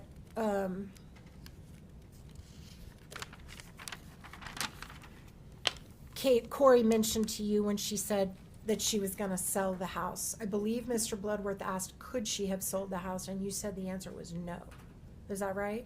Correct? And the reason the answer is no is because why? Because the house was not Kouri's asset. It was in Eric's trust. Her name was not on the deed, anything like that. But she was his spouse under the law, right? She was his spouse under the law, yeah. And she had a marital interest in the house, right? Now, that's all in civil court. I can't. Sustained. Objection, Your Honor. Cause for legal. Yeah. Sustained. Okay. All right, now I want to talk about before the body was removed. Were you present or did you have an understanding about where they were going to take the body? No, Did you hear a conversation or were you a part of a conversation that discussed that there was going to be an autopsy? I know I heard that day that they were taking him for an autopsy. Okay. So before he even left the house, there was discussion that he was going to be autopsied. I think that's a verb. I'm not sure. I can't tell you if it was before or after. But there was a discussion in the house about it. You all knew it. That they would take him for an autopsy? Yeah. Yes, okay. Yeah. And then the conversation that you testified about where there was a discussion about cremation or burial with Kouri's mom, Correct. at that point the autopsy was over, right? I don't know when the autopsy was over. When was that conversation? That conversation was on the 5th. So 2 So- days after he passed. And where was the body Well, at that time, to your knowledge? Yes, that's you get a I- later answer to the last question. I'm so sorry, I thought you were Yeah, finished. I sorry. apologize. Okay. The Okay, question can you was ask? on the 5th. Yeah, it was on the 5th when we talked about the burial. So 2 days after they'd removed, or 1 day, I'm sorry. One day. After yeah. they'd removed his body from the house. Correct. So when you were having that conversation, where was your understanding of where the body was? It would have been in one of two places, either at the medical examiner's office or at the mortuary. So, bear with me then, at the point that his remains were finally interred, either through cremation or burial, that autopsy already would have happened, correct? Honestly, I remember talking to the mortuary. They were watching to see when it was done. They said that it could take a couple days because it was later. So I can't tell you if it was done or not. I can't Let me ask remember. you this way. They weren't gonna let you bury him or cremate him until they'd finished that autopsy and released the body to the family, correct? I mean, I would assume so, but I've never dealt with this with the medical examiner's office, so And once you all had that conversation with Lisa and Kouri about whether he wanted to be buried or cremated, did Kouri agree to bury him? it went back and forth for a little while. And then did Kouri agree to bury him? Yeah, we buried him. That's right.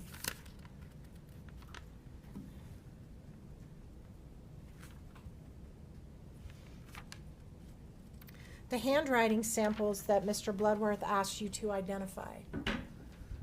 Is it fair to say that you organized an effort to gather a bunch of signatures of Eric's to compare with the signature, another signature to see if you believe Kouri forged his signature on something? Yeah, it was for the civil lawsuit that we were going through. And yes, it was to see if that was his signature or not, because he had told me he did not sign it. And you personally took responsibility for that effort of gathering those signatures, correct? So my duty as personal representative is to look into any claim that the estate may have. So yes, I did. And you sent that information to the prosecution team in this case? I did not personally send it, no. Okay. You did hire an expert to look at it, right? Yeah, And that yeah, was- I just told you that's my fiduciary duty as a representative of my brother, so over his estate, to look into any claims that the estate has. And who was the expert that you hired to look at those handwriting samples? His last name's Throckmorton. And it's Matthew Throckmorton, I only ever met him once. I think his first name's Matthew, yeah. and you guys paid him a fee to do that? I actually didn't pay him, my law firm did, but then it went on the bill, so I didn't directly pay him. May I approach, Your Honor? Yes.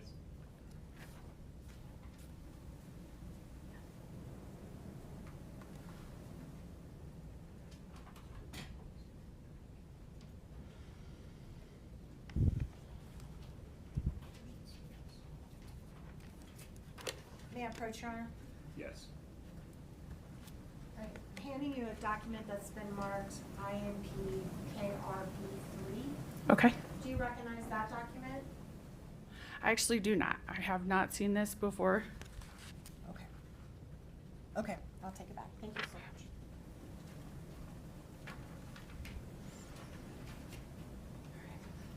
Did you pay other experts in connection with this investigation? I did. Who were the other experts you hired? Was Brooke Carrington one of them? Your Honor, objection, point of clarification. When she says this investigation, the Yeah. criminal investigation or the civil investigation? Provide a little more foundation, please. Yes, Your Honor, I'm happy to. Did the trust hire a woman named Brooke Carrington to do a financial investigation on Kouri Richins? It's really tricky. It would actually be the estate that did, not the trust that did. Okay. So Brooke Carrington worked for the estate. And were you also in charge of the estate? Correct. I am a personal representative for my brother. And you personally paid Brooke Carrington? Correct. Okay, may I approach, Your Honor? Yes.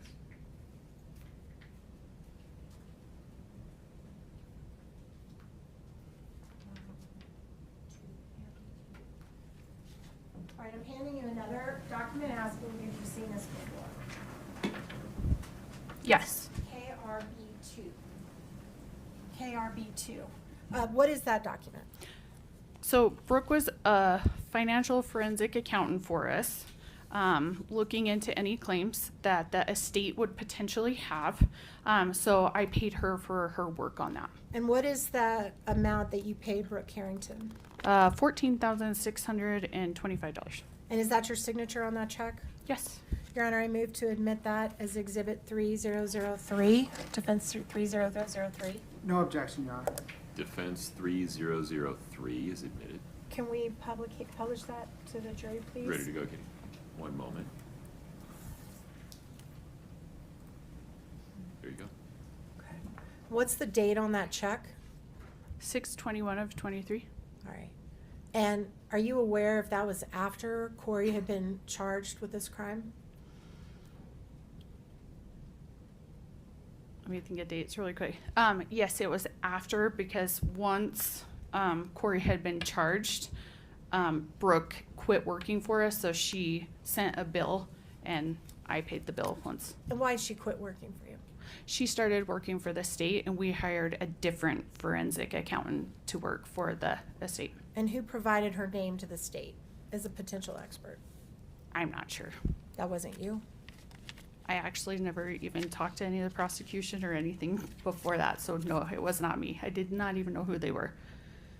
I'm sorry, you said you hadn't talked to the prosecution prior to June of 2023? Prior to her being arrested.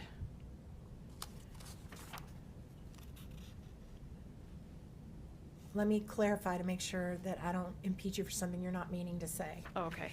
When you say the prosecution, you mean the actual people sitting at the table, not Yeah. their investigators? Oh, yeah, them. Because Yeah. you had talked a lot to the investigators prior to Kouri being arrested. I had talked to investigators. I had never talked to these guys. Totally fair. I just didn't want to come after you. Sorry, I did. Nope. The difference. I wanted, Thank you. I wanted to be right. So to go back to that, you had talked a lot to the investigators that were investigating this case on the criminal side prior to Kouri being arrested. I had talked to them. And as a matter of fact, on March 21st of 2022, so before there was an official finding of Eric's cause of death, isn't it fair that you sent an email to the chief detective, the same one you talked to in the driveway or outside the house, with the timeline of everything suspicious that Kouri had done in the last multiple years? I can't remember the exact dates. Okay, let me approach.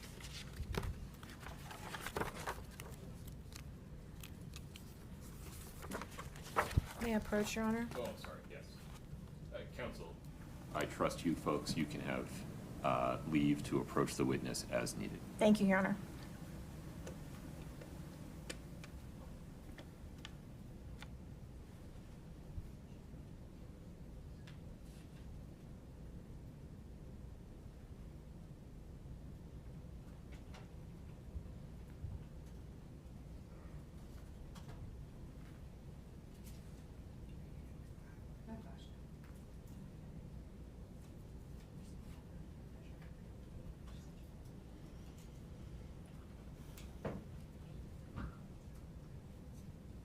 Been marked as KRB6. Just take a second, as much as you need, and tell me if you recognize that document.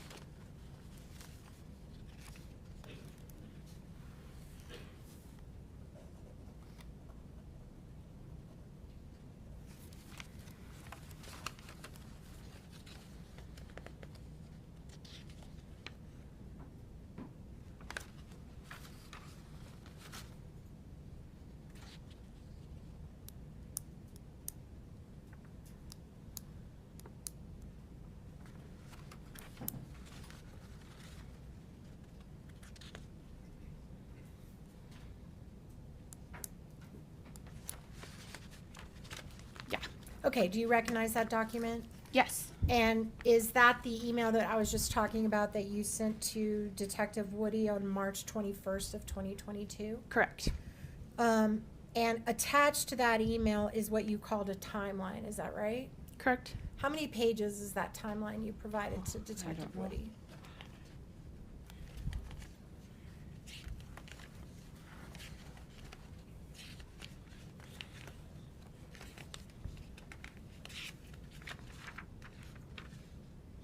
Nine, if I'm counting right. Okay. And what was your purpose for sending that timeline to Detective Woody? Because I'm not a detective. Eric's death was suspicious, so I wanted to get it to the professionals. And everything in there is about Kouri, right? No, not everything. Did you identify anyone else you thought might have been involved in Eric's death in this timeline?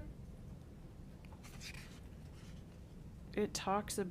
Well, don't read it because it's not in evidence, but you can just Oh. generally talk about the topics. I know it talks about Lisa in there. I saw as I was flipping through it, talks about Ronnie's fiance or girlfriend Bree. Talks about a lot of different people.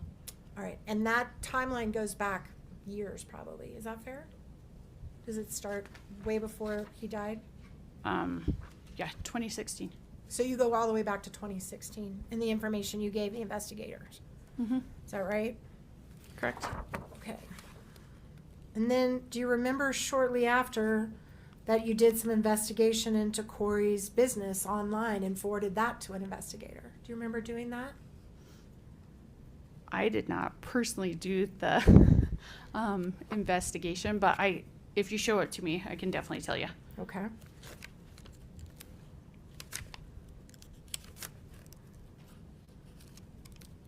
All right. May I approach her? I forgot. Sorry. It's habit. That's federal court.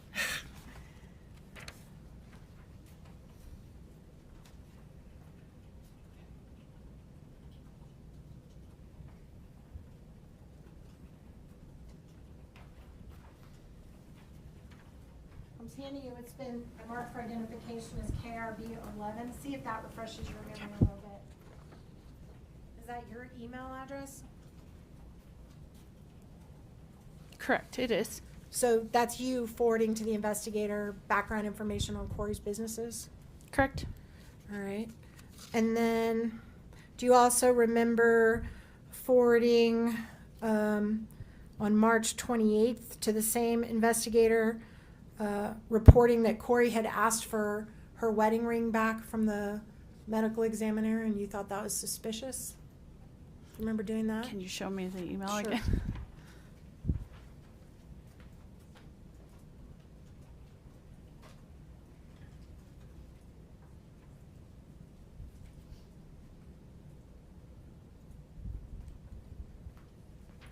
Showing you KRB 12 and see if that refreshes your memory a little bit. Thanks.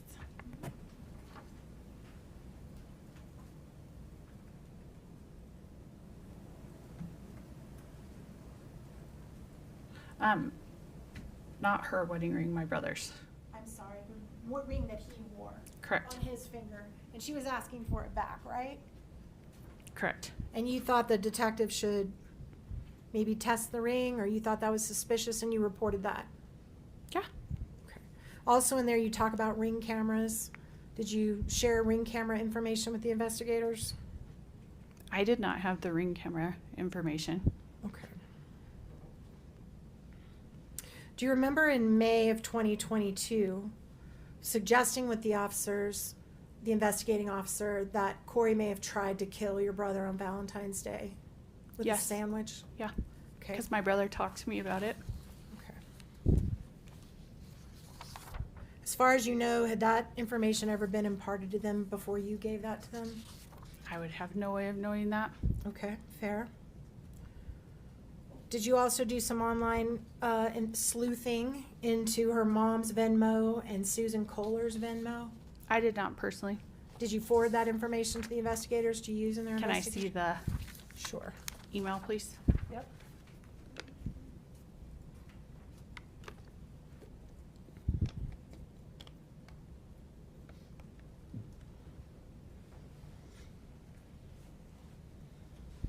showing you KRB 14 with an email dated April 25th. Does that look like your email address? Correct. Okay, so the answer is yes, you did that? Yeah. All right. Your Honor, objection, misstates the email. There was no sleuthing into Susan Yeah. Kohler's Venmo. It was just into Lisa Darden's. I'm sorry, it does mention Susan in there. You want to see it again? Do you want to just show the jury what it says instead of just talking about it? Sure. I move to admit the exhibit. And Katie, can you pull that up? Any objection, Mr. Bloodworth? No objection. Okay. Give me the number one more time, Ms. Nestor. It would be 3004. Okay. So this will be D3004. This is, for the record, an April 25, 2022 email from an email address in bold print indicated as Richens Benson. We'll publish it now. Can you blow that up, please, so Jerry can see it? You see that there you were looking into two different people's Venmo accounts, Susan Kohler and Lisa Darden? Yeah, those are the two people that are on there. And you also investigated the background of Susan Kohler and shared that with the prosecutor, I did not personally. but you forwarded it. Correct. Okay. At some point, didn't you also get access to Kouri's banking records? Not for a long time down the road. Okay. May I approach, Your Honor? Oh, gosh, I'm gonna quit doing that, I swear. What's that? My brain is wired that way.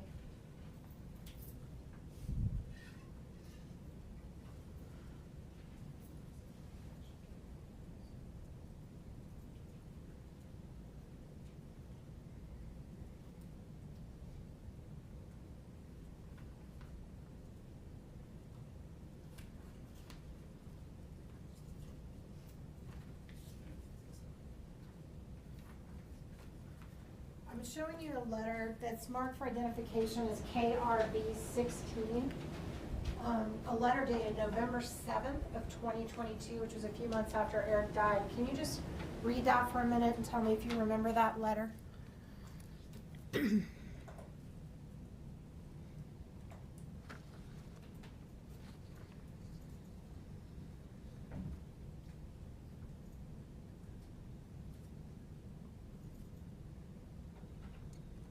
Honestly, I've never seen this before. Okay, totally fair. Do you want me to keep reading the whole thing? If you can't identify it, that's Okay.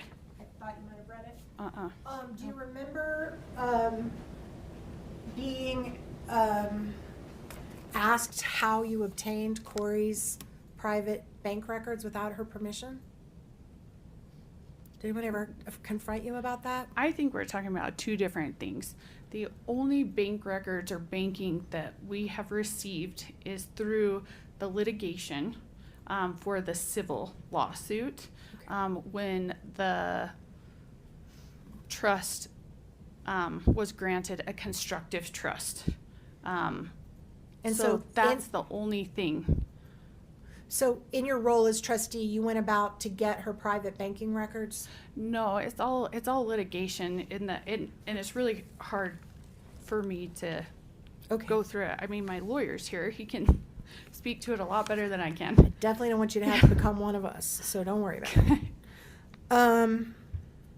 You also had multiple interviews with the Summit County investigators. They came to your house once and interviewed you, is that right? Correct.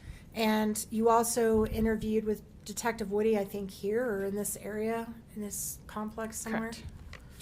And you also had multiple phone conversations with the prosecution, all this before Kouri was arrested? Is that right? I mean, we just looked at a bunch of emails. Objection, Your Honor, we have to be more precise. Precision matters in this business. Is it fair to, The I'll prosecution withdraw. Is different. The prosecution may mean different things. I'll rephrase it, Your Honor, I'm happy to. Thank you. It was a little confusing, so let me try that again. Is it fair to say you had regular communication with the investigators in the criminal case almost immediately after your brother's death, even before they got into the house and after? I did talk to the detectives, yes. Okay.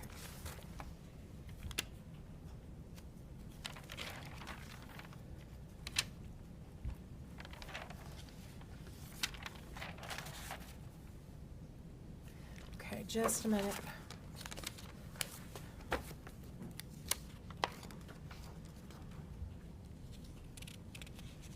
Were there occasions where you sent potential witness names and contact information to the investigators on the criminal side? That was in the email you sent. There were some names. Okay.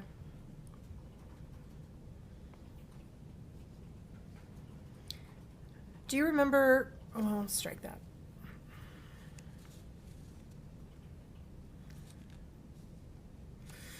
Because you were the trustee of the home, you guys were in charge of, well, let me rephrase it this way. How long did Kouri stay in the house after her husband died? Till her arrest, I believe, on May 8th of 2023. So for that year, Kouri remained in the home with her boys, is that right? Correct. All right. After that, you became in charge of maintaining the home once Kouri was arrested, is that right? I did before as well, too. I fixed water leaks, paid off the mortgage, stuff like that. Right. And you fixed a water leak in that house on Willow Court? Correct. When was that? It was in February. It was when it was January or February. There was a ton of snow on the ground, so I had to pay people to shovel all the snow to get down to it. Okay. And that was Kouri and Eric's home? Correct. Okay. Well, at the trust house. Got it. I understand. During that time, were there times where law enforcement needed access to the house to search it? Are you talking after? After Kouri's arrest, sorry? Yes, yes. All right. About how many times did you guys have to provide access to law enforcement to search that house? I don't know off the top of my head. If I were to say around 10, 11 times, does that sound completely out of bounds, or does that sound about right?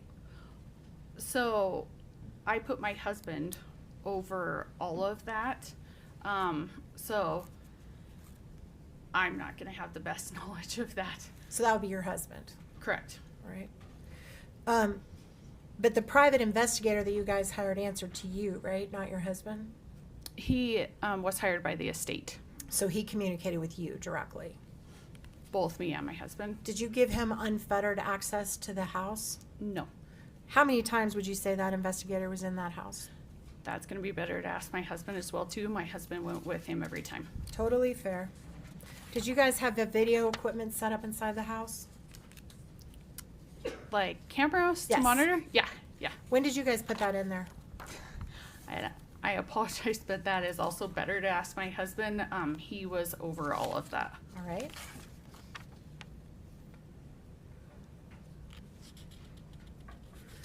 Court's indulgence for just a moment, Your Honor.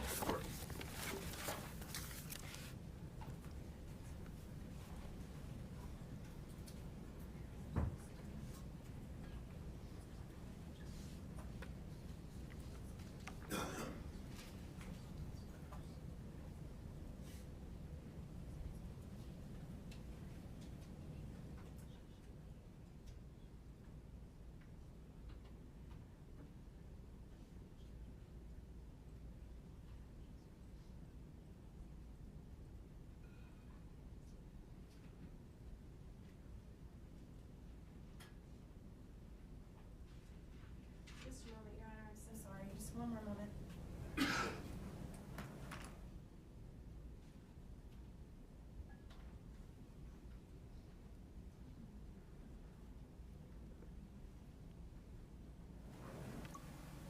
I'm almost done. You're almost there. You've done a good job. So, do you remember when you retained Todd Gabler to investigate Kouri Richins? The exact date, I can't remember. I think it was at the beginning of April So- of 2022. Could have been in March. I don't Within a have the couple exact of date weeks- with me. I'm sorry, I didn't mean to interrupt you. Oh, I sorry. apologize. No, yeah. Within a couple of weeks of Eric's death. Yeah, Okay. correct. At some point, did you guys plan a celebration of life for Eric beyond the funeral, like a celebration of life? No. Did I? No. Yes. No. You weren't We had- involved in that? No, we had the funeral. Okay. And just one moment, I need to check one date. Hold on.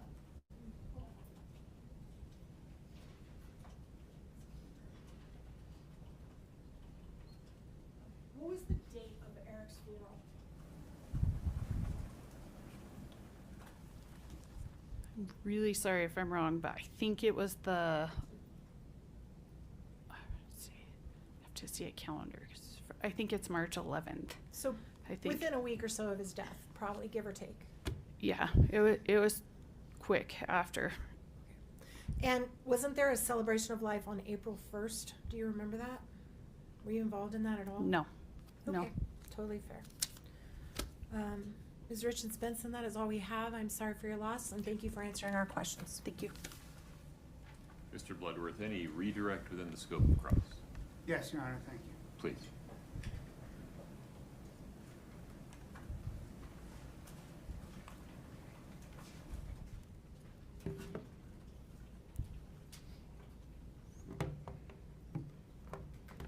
Ms. Richens Benson, you just discussed with, Just trying to get ahead of the game, Scott. I don't know what caused that, but let's avoid that in the future. Keep going, Mr. Bloodworth. okay, Ms. Richens Benson, you just testified in response to the defense questioning about a civil lawsuit. Correct. Did the civil lawsuits begin on March the 28th, 2022, about 3 weeks after Eric's death? That is when it was filed. It was threatened very quickly after Eric's death. And who filed the lawsuit? Kouri did. Against who? Against me as trustee of the trust. And to defend against that lawsuit on behalf of the trust, Correct. you employ Mr. Throckmorton, or your lawyers employ Mr. Throckmorton and Ms. Carrington. Correct. And then Kouri Richins was arrested on May 8th, 2023. Correct. After May 8th, 2023, did the estate or the trust employ Mr. Throckmorton or Ms. Carrington? No. The defense counsel asked you about a timeline where you presented certain information to the investigators, right? The Correct. detectives. And they referenced that information related to some financial information. Correct. Did that include your reporting that Eric went to get money from his bank and found an empty bank account? Correct. Did you also report that Kouri signed his signature on a $250,000 home equity loan against his house without his knowledge? Correct. And that's what I told the detective that day. And did you also tell them that Eric found multiple credit cards pulled in his name that he had nothing to do with? Correct. And that he talked to a divorce attorney? At this point, Correct. We're gonna renew our 401, 403, 404B. I'm also stating for the record that I think he's now kicked the door wide open. I want to recross on all the things I would have had in my direct, because it all deals with this stuff. You're gonna have to have a longer conversation about the last piece. Your Okay. 401 and 402 objections are overruled. And 404B. All the financial stuff that we've litigated already. I think I have to do it when he tries to put the evidence in. I know, but please.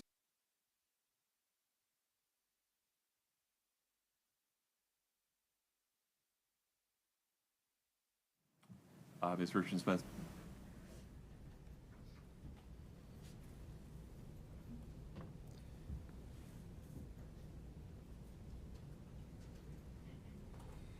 Did you also provide the police with information on Eric meeting with a divorce attorney, Christina Miller, Yes. Correct.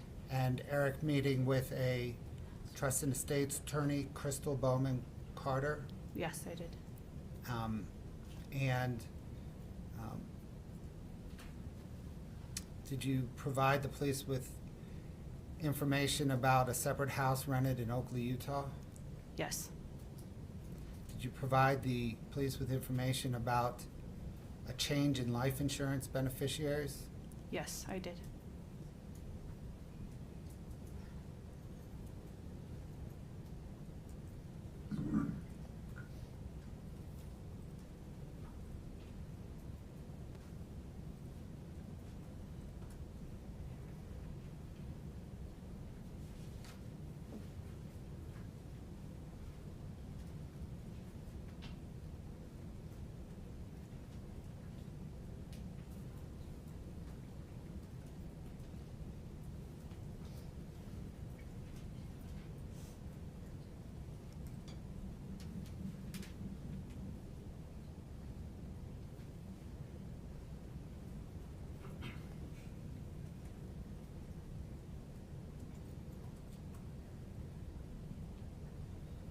Did you provide the police with information on friends of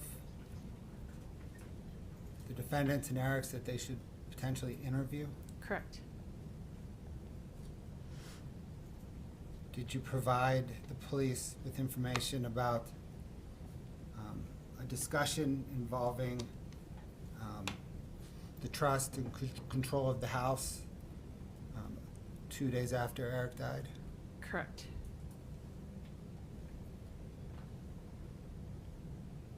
You're referring to the altercation on that, right? I am. Okay, yeah.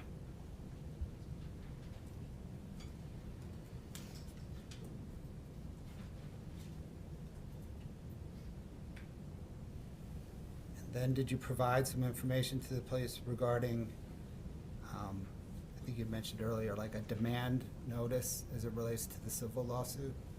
Yes. Thank you. Nothing further, Your Honor. Okay.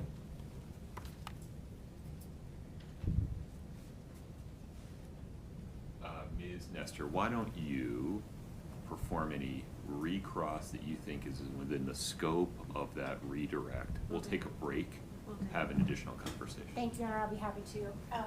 I need to grab that back for the No problem. email.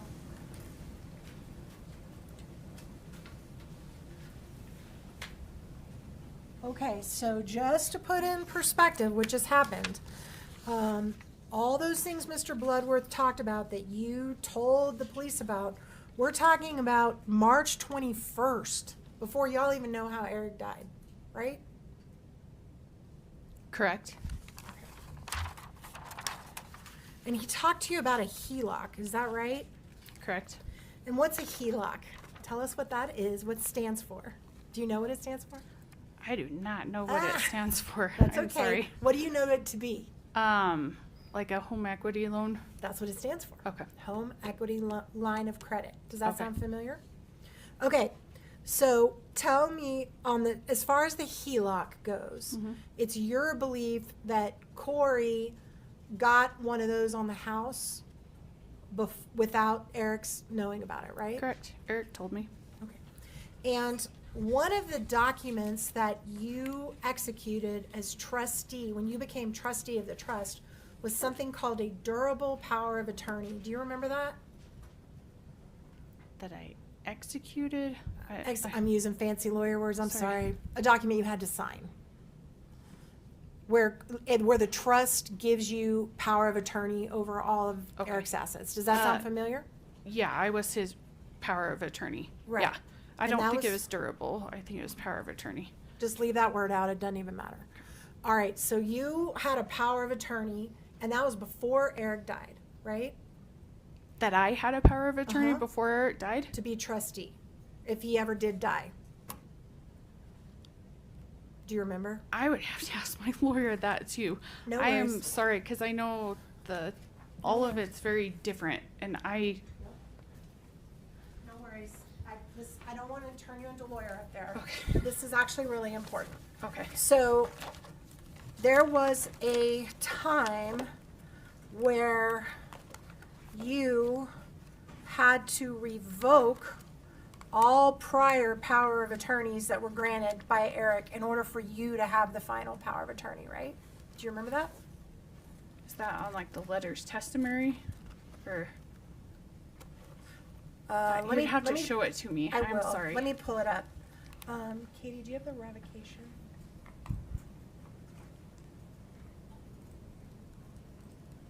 Yeah, just a minute. Let me look at what the number is. It's KRB 5 or 6. This one, it's probably, do you see it? The revocation? Okay, can you pull that up on the screen? Only for, Your Honor, we only want to show this to the witness and counsel Understood? for right now.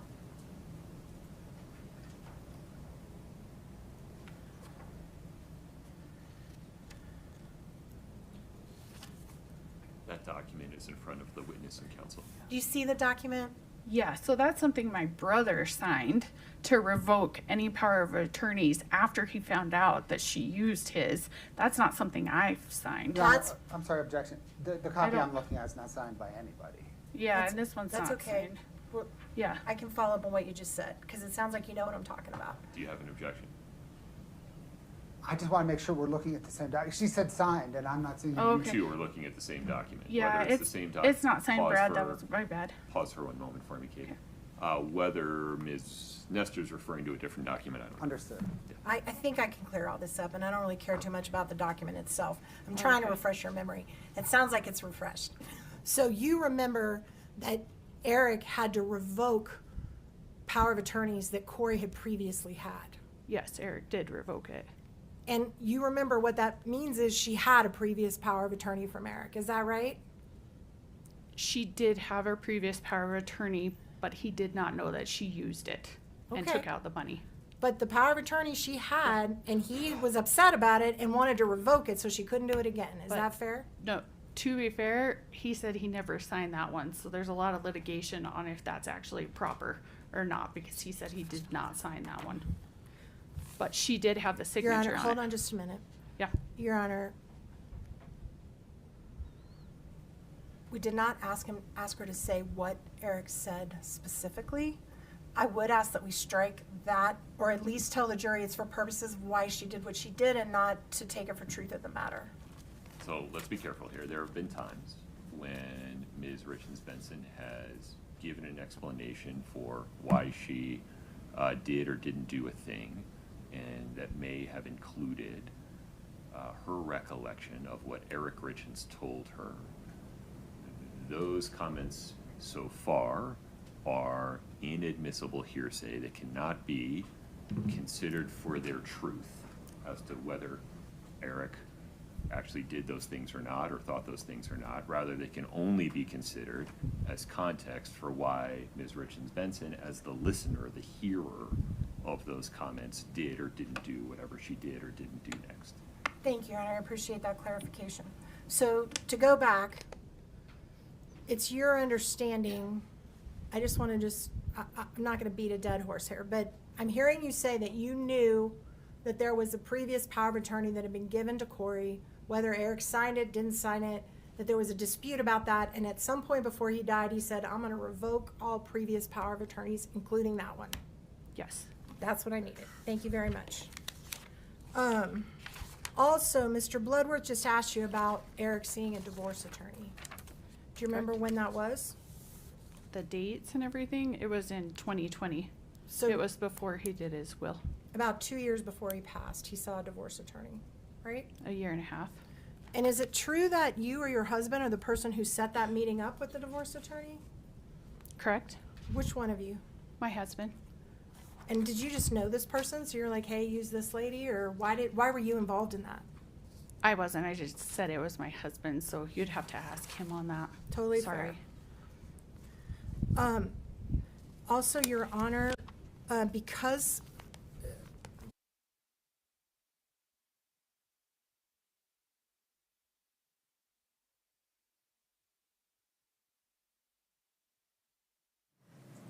when you were previously being questioned by me, I asked you a question and we decided we weren't going to go into that, but we are going to go into it now, so I'm going to ask it very specific, okay? Did Kouri ever ask the trust to pay her any money in the year after Eric's death, separate from the litigation? Did she ask you to make any disbursements to her or the boys in the year after Eric died as trustee? Not that I can remember. That's all I have, Your Honor, and we will fully release this witness. She can remain in the courtroom for the remainder of the trial. Okay. Mr. Bloodworth, any additional questions for Ms. Richens Benson? No, Your Honor, thank you. You're welcome to step down. Okay, Thank you. Watch your step, please.